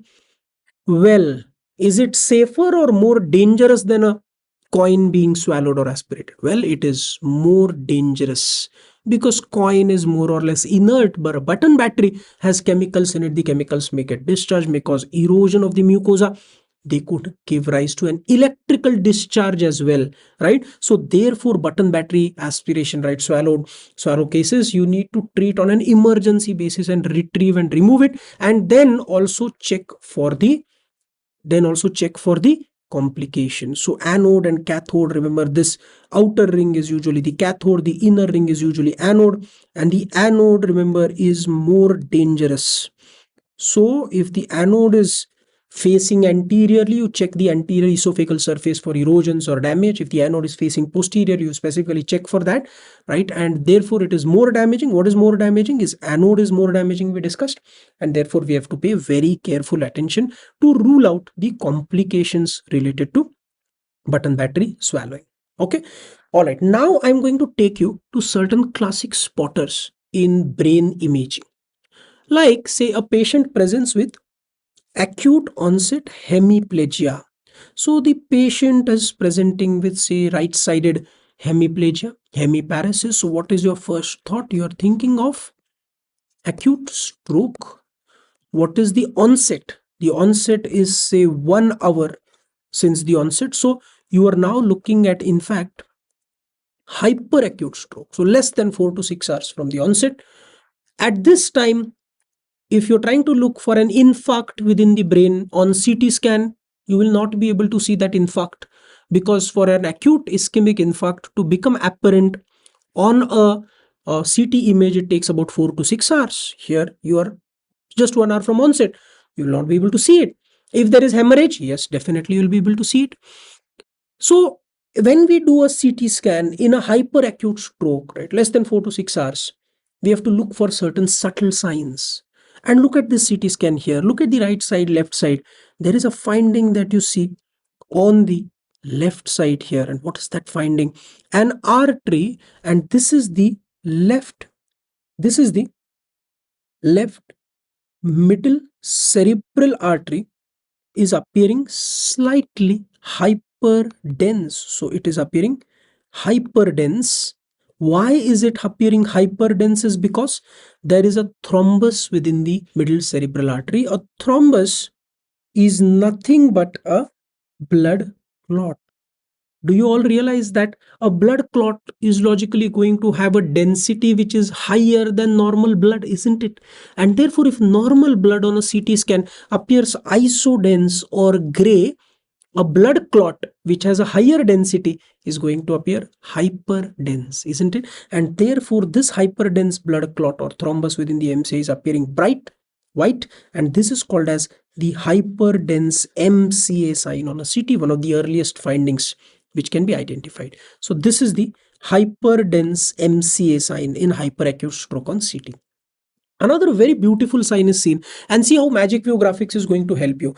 I want you to focus on the landmarks within the brain on the right side in this patient, because the right side is normal, whereas the left side here is the side which is abnormal, and therefore you are able to see some findings. Now watch carefully. In the region of the basal ganglia, we know that this is the head of the caudate nucleus, this is the thalamus, and in between them wedged is the lentiform nucleus, which has the globus pallidus and putamen. Outside it is the insular cortex. When you are able to identify all these structures on the right side, right, can you identify these structures on the left side? See, you can see the caudate on the right, thalamus on the right, lentiform nucleus, insular cortex. Can you see any of these structures on the left? The answer is no, you cannot see them. It appears as if the basal ganglia has completely disappeared. Look at these graphics there. Can you see that?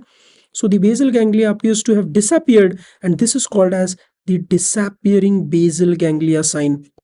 Why? Because of the cytotoxic edema.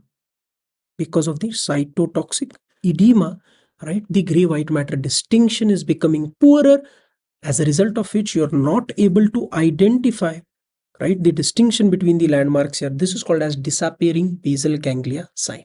Yeah. Now tell me, so therefore, what is that modality which will help us make a definitive diagnosis of an acute ischemic infarct on CT in the hyperacute stage? Well, it is diffusion weighted MRI, where, see, this image is a diffusion weighted imaging image. This is always combined with a ADC map, which is a mathematical image which is created by the MRI machine, apparent diffusion coefficient map. So if you see an area which appears hyper intense on DWI, can you see it? An area is appearing bright or hyper intense on DWI, and you see that a same area is appearing dark on ADC. So an area appears bright on DWI and appears dark on ADC. Combination of these findings, right, tells you that this is called as restricted diffusion. And restricted diffusion on DWI with a case of in a case of hemiplegia tells you that this is an acute or an hyperacute infarct within the brain parenchyma. Diffusion weighted imaging is the earliest to diagnose an infarct. It can detect an infarct as early as 15 to 30 minutes from onset. As early as 15 to 30 minutes from onset, it will be able to detect an infarct, and hence this is the best overall investigation in acute stroke because it is able to detect that infarct very quickly. So this is how the infarct would look like: hyperintensity on DWI, hypointensity on ADC, bright on DWI, dark on ADC, such as restricted diffusion, acute infarct. Now, how does an infarct appear on CT? Very classic. See, diffuse hypodensity in that MCA territory, which is a wedge-shaped territory. So, can you see this appearance here? See, how is it appearing? It is appearing as a wedge-shaped area because that is the shape of the MCA, middle cerebral artery vascular territory. Middle cerebral artery vascular territory is wedge shape. How is it appearing? Is it appearing bright or dark? It is appearing dark. Dark on CT is called hypodensity. Why? Same reason, because of the massive cytotoxic edema at the site of that infarct. Right? It is affecting both gray matter as well as white matter with loss of distinction, because both of them, both gray matter and white matter, are supplied by the same artery, that is the MCA. So if the MCA is blocked, both of them are going to get affected. And because of this edema, right, there is mass effect. So because of this cytotoxic edema, there is mass effect. So it is crossing the midline to the other side. The right lateral horn, frontal horn, is compressed. Even the left lateral horn is being pushed further towards the left. So this is your classic. Look at the graphics there now. Can you see this classic wedge-shaped area of diffuse hypodensity involving gray and white matter with loss of distinction in the affected area with evidence of mass effect? Can you see that midline shift? So this is how a classic acute infarct appears on CT, right? We have not only described the appearance, but we have also looked at the concept as to why each of these findings is visible on the CT. Now see, the underlying pathology is the same. When there is ischemia, there's cytotoxic edema, the affected part of the brain appears as if it is hypodense or dark. So when this affects a small basal penetrating arteries of the brain, such as a lenticulostriate artery or a thalamoperforating artery, each of these arteries supplies a small oval round area of the brain which will get infarcted. There will be cytotoxic edema there. So that affected infarct will look like a round black area. If you look at the CT scan on the right side there, can you see the round black area there? So this round lacuna shaped infarct is what is called as lacunar infarct. It presents as a small oval hypodensity less than 15 millimeters in size. So these are called lacunar infarct. Of course, the underlying pathology is the same. There is infarction, there is cytotoxic edema. What is different is the shape, which is different. And why is that shape different? Because the shape of the vascular territory is different. In the hemispheres, the MCA territory is wedge-shaped triangular. So the infarct is a large hemispheric wedge-shaped triangular hypodensity. In the basal ganglia, the vascular territory shape is a round oval lacuna. So the appearance of a lacunar infarct is a round oval lacuna hypodensity less than 15 millimeters in diameter or size. Now this is one side of stroke. What is that? That is ischemic stroke. We have seen ischemia, cytotoxic edema, dark appearance, hypodensity. What will happen if there is a hemorrhage? If there is a hemorrhage, right, there is a blood clot or a hematoma, the density will decrease or increase. The density will, of course, it will increase, and hence remember the two differentials of stroke. Ischemic stroke in infarct appears hypodense dark, whereas hemorrhagic stroke because the density of a hematoma or blood clot is higher, it will appear bright or hyperdense. Look at this brain CT scan, right and left. Can you see that hyperdense area? Look at the graphics there. So this is a hyperdense bleed or lesion within the brain parenchyma with the surrounding hypodense rim of edema around it. Think of it this way: whenever there is bleed within the brain parenchyma, the brain is always going to react to it. How? By the brain parenchyma is going to react to it by creating a rim of edema around it. So whenever you see a bleed within the brain, right, you see a rim of edema around it. So this is a very classic appearance of an intracerebral hemorrhage. If I remove the graphics now, can you see the bleed there? That hyperdense lesion is nothing but the bleed within the brain parenchyma, and the surrounding hypodense rim is nothing but the edema around it. Can you see that now? See, now we must know to identify the basal ganglia, very important. This is caudate nucleus head. This is thalamus. Try to identify them on the CT. This is the lentiform nucleus, which has the medial globus pallidus, lateral putamen. This is the internal capsule. This is the external capsule. And this wavy cortex we have seen is the insula. Correct? A bleed in this area is always, so this will be called as a basal ganglia bleed. Yes, so this will be called as a basal ganglia bleed, right? And a basal ganglia bleed, the most common underlying cause, remember, is hypertension. So it is always a hypertensive bleed, because the most common site of hypertensive bleed, remember, is the putamen, which is in the basal ganglia. It could also be, the second most common cause is the thalamus, which is also in the basal ganglia.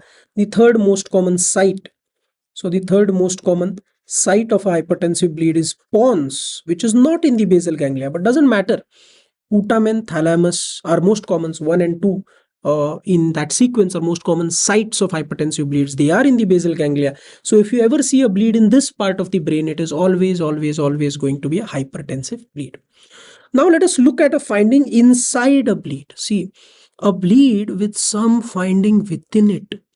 Can you see that hyperdense lesion within the brain? So this hyperdense lesion within the brain is the bleed. Can you see that rim of edema around it? We have seen it before, right? So this is the hypodense edema, rim of edema around it. But look, something inside that bleed.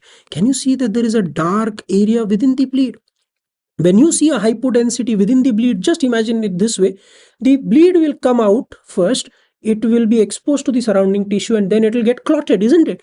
But as and when it comes out, say it is coming out continuously, there will be some part of that bleed which has not yet undergone clotting.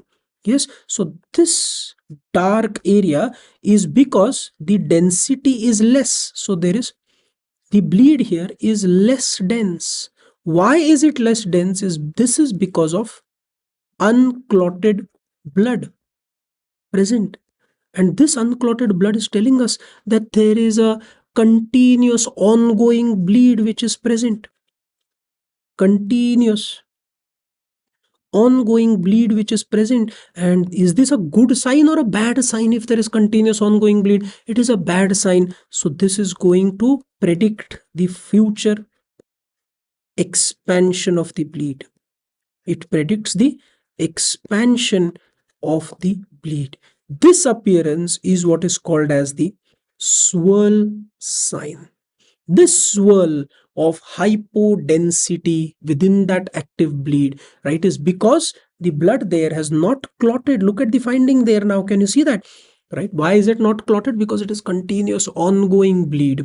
Correct? And therefore, as a result of it, it is going to predict that this bleed is going to further expand in size. Right? This is the importance of identifying a finding within that bleed. Swirl sign predicts future expansion of the bleed. Now, a bleed at a very peculiar site. This is the site of the basal cisterns. The basal cisterns are usually filled up with what? They are filled up with CSF, so they should appear hypodense. But here you can see that it is appearing hyperdense. Looks like a star, isn't it? So this is a star sign or hyperdensity in the basal cistern. This is a typical history clincher. Where is that bleed? It is in the basal cistern. So what is the diagnosis? The diagnosis is aneurysmal. Aneurysmal. subarachnoid hemorrhage. It is a typical history clincher of a patient presenting with thunderclap headache, thunderclap headache, or yes, worst headache of life. Thunderclap headache or worst headache of life, followed by patient is unconscious or altered sensorium. Right? So the patient presents with thunderclap headache, worst headache of life, altered sensorium. Right? And you do a CT, you see a star sign, hyperdensity filling up the entire basal systems. Why? Because a aneurysm along the branching points of the circle of Willis has ruptured. Where is the circle of Willis located? In the basal cistern. So this aneurysm in the basal cistern ruptures. The first place the blood will accumulate will be entire basal cisterns. So you see a star-shaped hyperdensity, star sign of aneurysmal SH. This is also called a star of death because it has very high mortality associated with it. Yes. Now classic bleeds, you see a biconvex bleed. Can you see the graphics there? See, this is a biconvex bleed. Right? So biconvex bleed is suggestive of what? It is a extradural hemorrhage or epidural hemorrhage. If you see a crescent shaped bleed or a concavo-convex bleed, so this is a suggestive of subdural hemorrhage, SDH. Whereas if you see bleed which is either in the basal cisterns like a star we saw, or it is linear, line-like, because it is in the sulcal space. Look at the graphics there in the third image. So if you see line-like linear bleed, it is subarachnoid hemorrhage. The source of bleed in EDH is usually middle meningeal artery, whereas in SDH it is bridging cortical veins.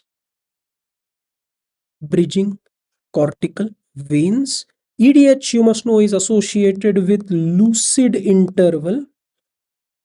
Yes, so unconscious, conscious, unconscious. This brief period of consciousness in between is called lucid interval.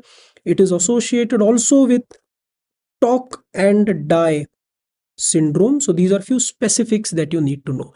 Now, one more very important concept I'm going to add about these bleeds, right, is how do the appearance of this bleed changes with time. So suppose you see a acute bleed, it is like a blood clot or a hematoma, so its density is high, so the appearance is bright, so this is called hyperdense appearance, right? But as the time passes, what happens? The blood clot is slowly broken down, hemoglobin is broken down, it is phagocytosed, the hemoglobin is degraded, it is phagocytosed and carried away. So what is going to happen to the density of that hematoma? The density is going to decrease, right? And as the density decreases from hyperdense, it will become isodense, and therefore a subacute bleed is isodense. Look at the left STH here, it is hyperdense acute, but here it is very difficult to identify because it is gray, almost similar density as compared to the underlying brain, so it is very difficult to detect it. As it remains for a few months to years, all the blood products are broken down, phagocytosed, carried away, so what remains there is simple fluid, and fluid appears on CT scan as black or hypodense. So a chronic bleed appears hypodense. Look at this chronic SDH. Now you know why it is appearing hypodense, is because over a long period of time the entire blood clot is being broken down, hemoglobin is broken down, phagocytosed, carried away, so the density is very low. If they specifically poke you and ask you what is the investigation of choice for a subacute bleed, because it is very difficult to be diagnosed on CT because it looks similar to the underlying brain, the investigation of choice is going to be MRI. Yes, so therefore it is MRI. All right, so now we move on to another specific situation. If you see these round black hypodensities scattered throughout the over the surface of the brain, there is obviously an EDH here, biconvex. So this is EDH, extradural bleed. So what is this? This is air within the cephalic cavity. So frontal bone fracture means what? There is a frontal sinus wall fracture. Inside the frontal sinus there is air goes into the cranial cavity. This is called pneumocephalus, right? If there is a lot of air within the cranial space, what is going to happen is that there is going to be a lot of pressure right, on the underlying brain. Because of this high pressure, the underlying brain either looks like a peak or a sharp compressed appearance like that of Mount Fuji, which is an active volcano, right, in Japan. So this is what is called as a peaking sign, or Mount Fuji sign in tension pneumocephalus. Pneumo means air, cephalus means inside the cranial cavity, and because the air is at a high pressure, it compresses the underlying brain, and this is called tension pneumocephalus. So what is this image showing you here? It is showing you the entire biliary tree or biliary system. What modality is it? It is a magnetic resonance cholangiopancreaticography. It has a very simple underlying concept. Remember, MRCP images are heavily T2 weighted images. Now tell me, we all know that water appears bright on T2. H2O is bright on T2. We have studied this fundamental of T1 versus T2 in our neuroimaging part, right, in the main videos. So because the biliary tree is full of bile, water, these MRCP images use heavily T2 weighted images where the T2 weightage is increased, so the water in the biliary tree appears bright, everything else appears dark. It is subtracted out digitally. The liver parenchyma, right, rest of the vascular structures, they are subtracted out digitally from the image, and we create a 3D image of the biliary tree itself, and this is called magnetic resonance cholangiopancreaticography. Now, what do we see in this image? Now, let us use some magic view graphics here. Well, the liver parenchyma has been separated out. Right? Just imagine this is where the liver parenchyma is, and this is the gallbladder. This is the biliary tree. Can you see the biliary tree being filled up with that fluid? It is heavily T2 weighted image. The biliary tree is completely dilated. Now, why is it dilated in its entire course? See here, the common bile duct is also dilated. Why? Because there's something within the common biliary duct. And what is that? Within the common biliary duct, there is an impacted calculus which is there. So this impacted calculus in the common biliary duct is called choledocholithiasis. This was asked in one of your recent exams. Now, especially your INI set exams are obsessed with hepatobiliary abnormalities. So choledochal cyst, choledocholithiasis, various biliary abnormalities, ERCPs has been asked. Well, this is MRCP. Remember, MRCP is the best non-invasive technique to look at the biliary tree.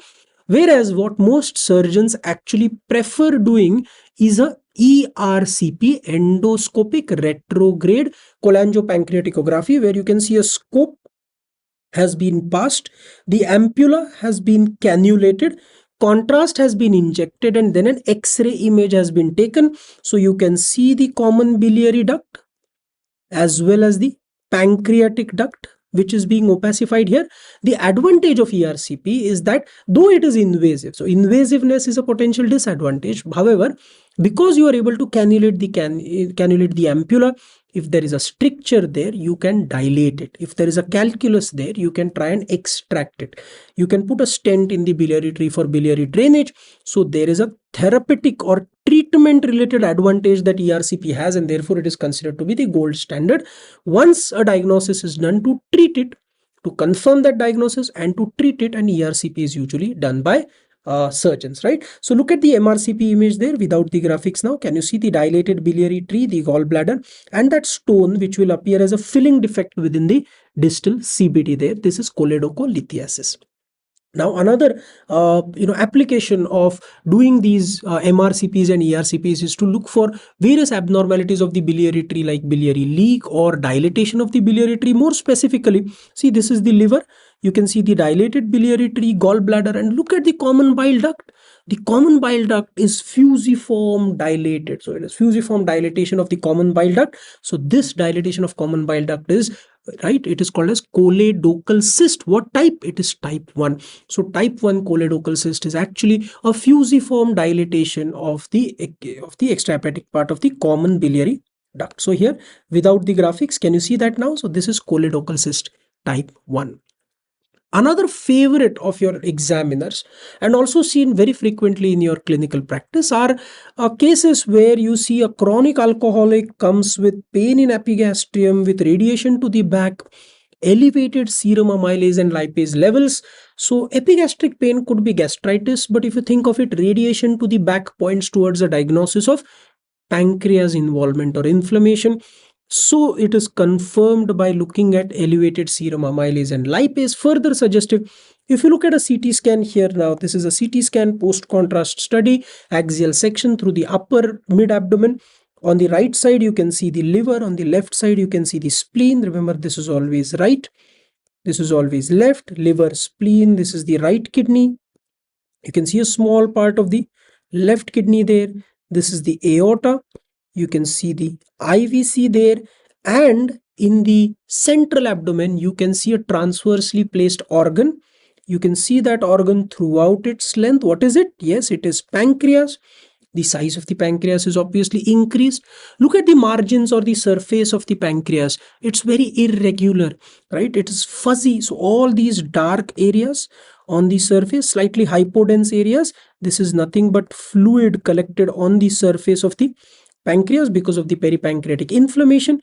Look at all this mesentery, which is hazy or edematous, fat stranding around the pancreas. So the pancreas is definitely enlarged, bulky, inflammatory, fluid collection along its surrounding mesenteric inflammation. So this is inflammation of the pancreas. This is acute pancreatitis on CT scan. We grade this inflammation using Balthazar in the olden days. More commonly now by using the CT severity index. It tells us about the non-enhancing areas, necrosis, severity of pancreatic inflammation, and it helps us prognosticate the outcome. This patient was treated, responded well to treatment, was discharged, and after the patient was discharged, the patient came back in a few weeks, right? Say around 4 to 8 weeks. Why? Because the patient started feeling some fullness over the upper abdomen or the epigastrium. Right, there was indeed a lesion which was felt there. When we did a CT scan, see, same patient now, what changed? Liver, spleen, similar. Right kidney, left kidney, we are able to see similar. But look at the pancreas now. Pancreas appears better. See, very almost no peripancreatic inflammatory changes as in the first image, but there is a lesion within the pancreas. What is that lesion? It is a hypodense lesion within the pancreas with a thin wall around it, likely fluid content within it. So this is a loculated inflammatory fluid collection within the pancreas, presenting about 4 to 6 weeks after the episode of acute pancreatitis. What is this complication of pancreatitis? This is a pancreatic pseudocyst, which most commonly happens in the region of the lesser sac. Now this patient, this fluid was drained in by doing a gastrostomy. So this was drained into the stomach. It did not collect again. But this patient, continued to be an alcoholic, presented with multiple episodes of acute pancreatitis, say 8 to 10 times over the next, 8 to 10 years. Eventually, this progressed into chronic calcific pancreatitis, where you can see on this X-ray, there is diffuse calcifications within the pancreatic parenchyma, extending across the midline. That is how the position of the pancreas is. On CT, you can see cross-section through the abdomen, multiple calcifications. This is a combination of parenchymal calcifications as well as intraductal calculi. So multiple episodes of pancreatitis comes with abdominal discomfort. This is chronic calcific pancreatitis. So the investigation of choice, remember, for chronic calcific pancreatitis is usually considered to be MRCP. We just saw magnetic resonance cholangiopancreatography with secretin stimulation, whereas the gold standard is usually considered to be ERCP because it can demonstrate the chain of lakes or chain of beads like dilatation of the pancreatic duct that happens in chronic pancreatitis. Yeah. Now we come to let's come to vascular imaging. Now in recent exams, as well as these are very commonly clinically encountered conditions, right? A lot of emphasis has been done on vascular abnormalities such as pulmonary embolisms, aortic dissections, aortic aneurysms. Let us quickly go through them. See, very peculiar history. Young patient, prolonged immobilization due to leg fracture. So there will be stasis within the veins. This may lead to deep venous thrombosis or DVT. One of the thrombus gets dislodged from the lower limb veins, goes into the iliac veins, IVC, right atrium, right ventricle. Pulmonary artery gets lodged in the pulmonary artery. So as it gets lodged in the pulmonary artery, the patient has breathlessness, chest pain, hemoptysis. On ECG, there is right ventricular overload, S1, Q3, T3 pattern. Now, if you look at this CT, this is a CT contrast CT thorax or CT pulmonary angiography. This is right breast shadow, left breast shadow. This here is the SVC. So this is from right to left. If you see the vessels, this is the SVC, this is the ascending aorta, this is the descending aorta, and in between them to the left of that is the main pulmonary artery. What is lodged inside the main pulmonary artery are two chunks of emboli or blood clots. Look, if I remove the graphics now, can you see those emboli there? So what are the condition? What is the condition that we are looking at? We are looking at a case of pulmonary embolism, right? So we are looking at pulmonary embolism, right? Now, a D-dimer test in pulmonary embolism is much like a screening test. It is the earliest test. It has a very high negative predictive value. If D-dimer comes as high, there is a very high likelihood of pulmonary embolism. Chest X-ray is usually normal. It is not preferred. The investigation of choice is a CT pulmonary angiography is what we are looking at here. In olden days, there was a ventilation perfusion scan which was done. I want you to remember the name mismatched defect is what is on ventilation perfusion scan is suggestive of pulmonary embolism. And of course, the gold standard technique is invasive pulmonary angiography, right? So this is what you need to know as far as pulmonary embolism is concerned. Look at the graphics there, the main pulmonary artery and the large chunks of emboli lodged within it. Okay, now look at this aorta. Look at the first CT scan image. It is a post-contrast image because there is contrast within the aortic lumen. But what do you see inside the aortic lumen? There is an intimal flap within the aorta which is dividing the aortic lumen into a true lumen and a false lumen. Look at the second sagittal reconstructed image. There is an intimal flap within the aorta which is dividing the aortic lumen into a true lumen and a false lumen. So what we are looking at is a case of aortic dissection. Look at that without the graphics. Can you see them?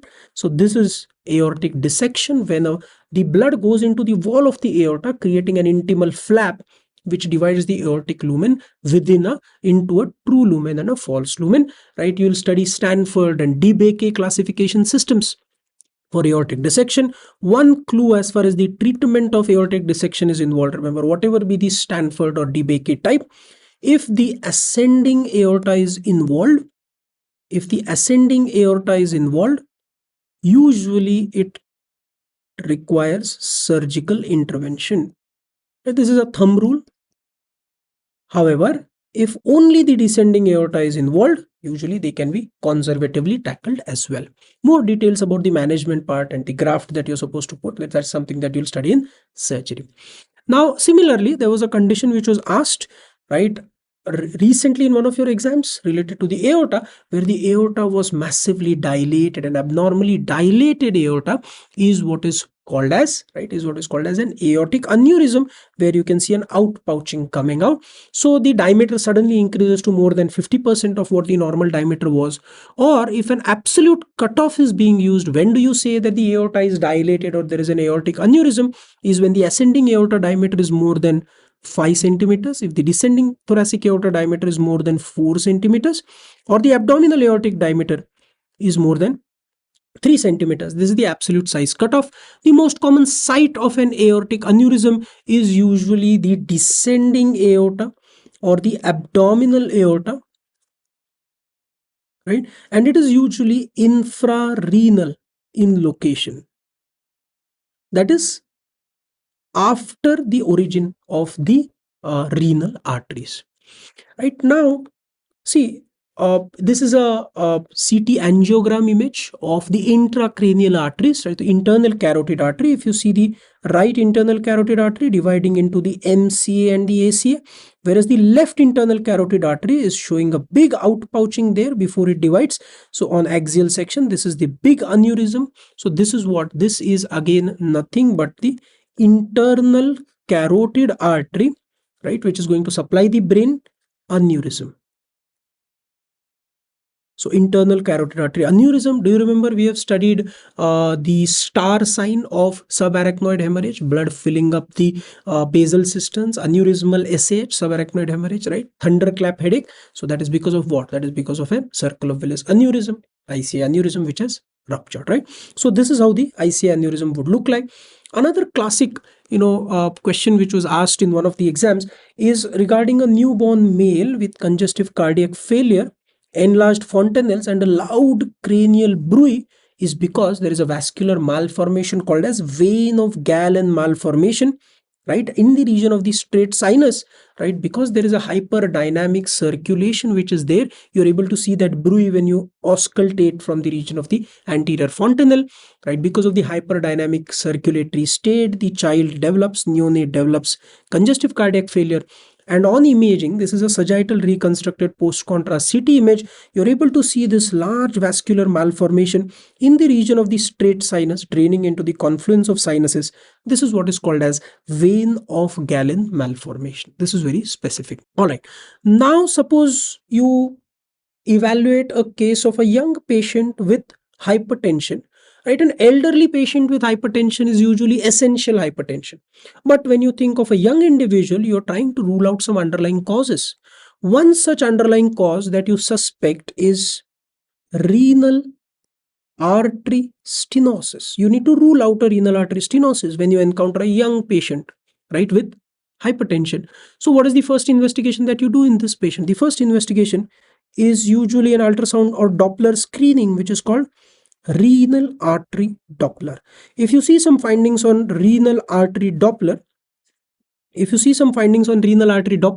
which are suggestive of circulatory changes associated with renal artery stenosis, you proceed to the investigation of choice, which is a CT angiography, which is more commonly done than a MR angiography, where you document that there is a renal artery stenosis. But if we ask you what is gold standard, remember this as a concept. Gold standard investigation for any vascular abnormality from head to toe, be it an aneurysm of the ICA, aneurysm of the aorta, or dissection, or pulmonary embolism, or renal artery stenosis, the gold standard is always going to be invasive catheter angiography. Invasive catheter angiography, which is what you're seeing here. If you look at the graphics here, this is the aorta. Now from the aorta, you see the renal artery, which is going towards the kidney, but you can see a narrowing involving the mid portion of the renal artery. What is this? This is renal artery stenosis. Well, we are looking at renal artery, another important spotter, right? Another important question which could be asked in renal artery stenosis is if they ask you which technique gives you the functional significance of the renal artery stenosis. It is a test which is called as captopril DTPA scan. So DTPA scan done for glomerular filtration rate, GFR estimation, right? Following an injection of captopril, the GFR is going to drop in the renal artery stenosis. That is how we can pick up the functional significance. Right now, another classic renal artery spotter that I want you to know is when the renal artery has alternate constrictions and dilatations like this. So this gives rise to an appearance which is called as a string of beads or a string of pearls appearance. This is called fibromuscular dysplasia, again presence in young to middle-aged individuals, alternate dilatations and constrictions of the renal artery. This is called string of bead appearance in fibromuscular dysplasias. Well friends, we have seen a lot of images until now. I've said that sometimes interpreting radiology images can be tricky, so we have used magic view graphics superimposed on these images, right? They will help you identify the finding and remember it for a very long period of time. At this point, I once had a very nice interaction with one of my teachers who taught me how to interpret these images. And while describing the approach to radiology images, when asked what to look for in images and how to look for them, right, he showed us a very, very nice clip, which we are going to see here now, right? When you look at this clip, this actually pertains to how and what you should be looking for in radiological images. Now, if you look at this image looks like there is a tree with a bunch of birds on it or crows, but you suddenly realize that, oh, one of the crow is actually not a crow, on the hat of which you see an animal, maybe a rabbit, right? If you zoom in, you find that there could be a astronaut on the top of that animal. If you go into a detail, the astronaut is holding an atom. Can you see that?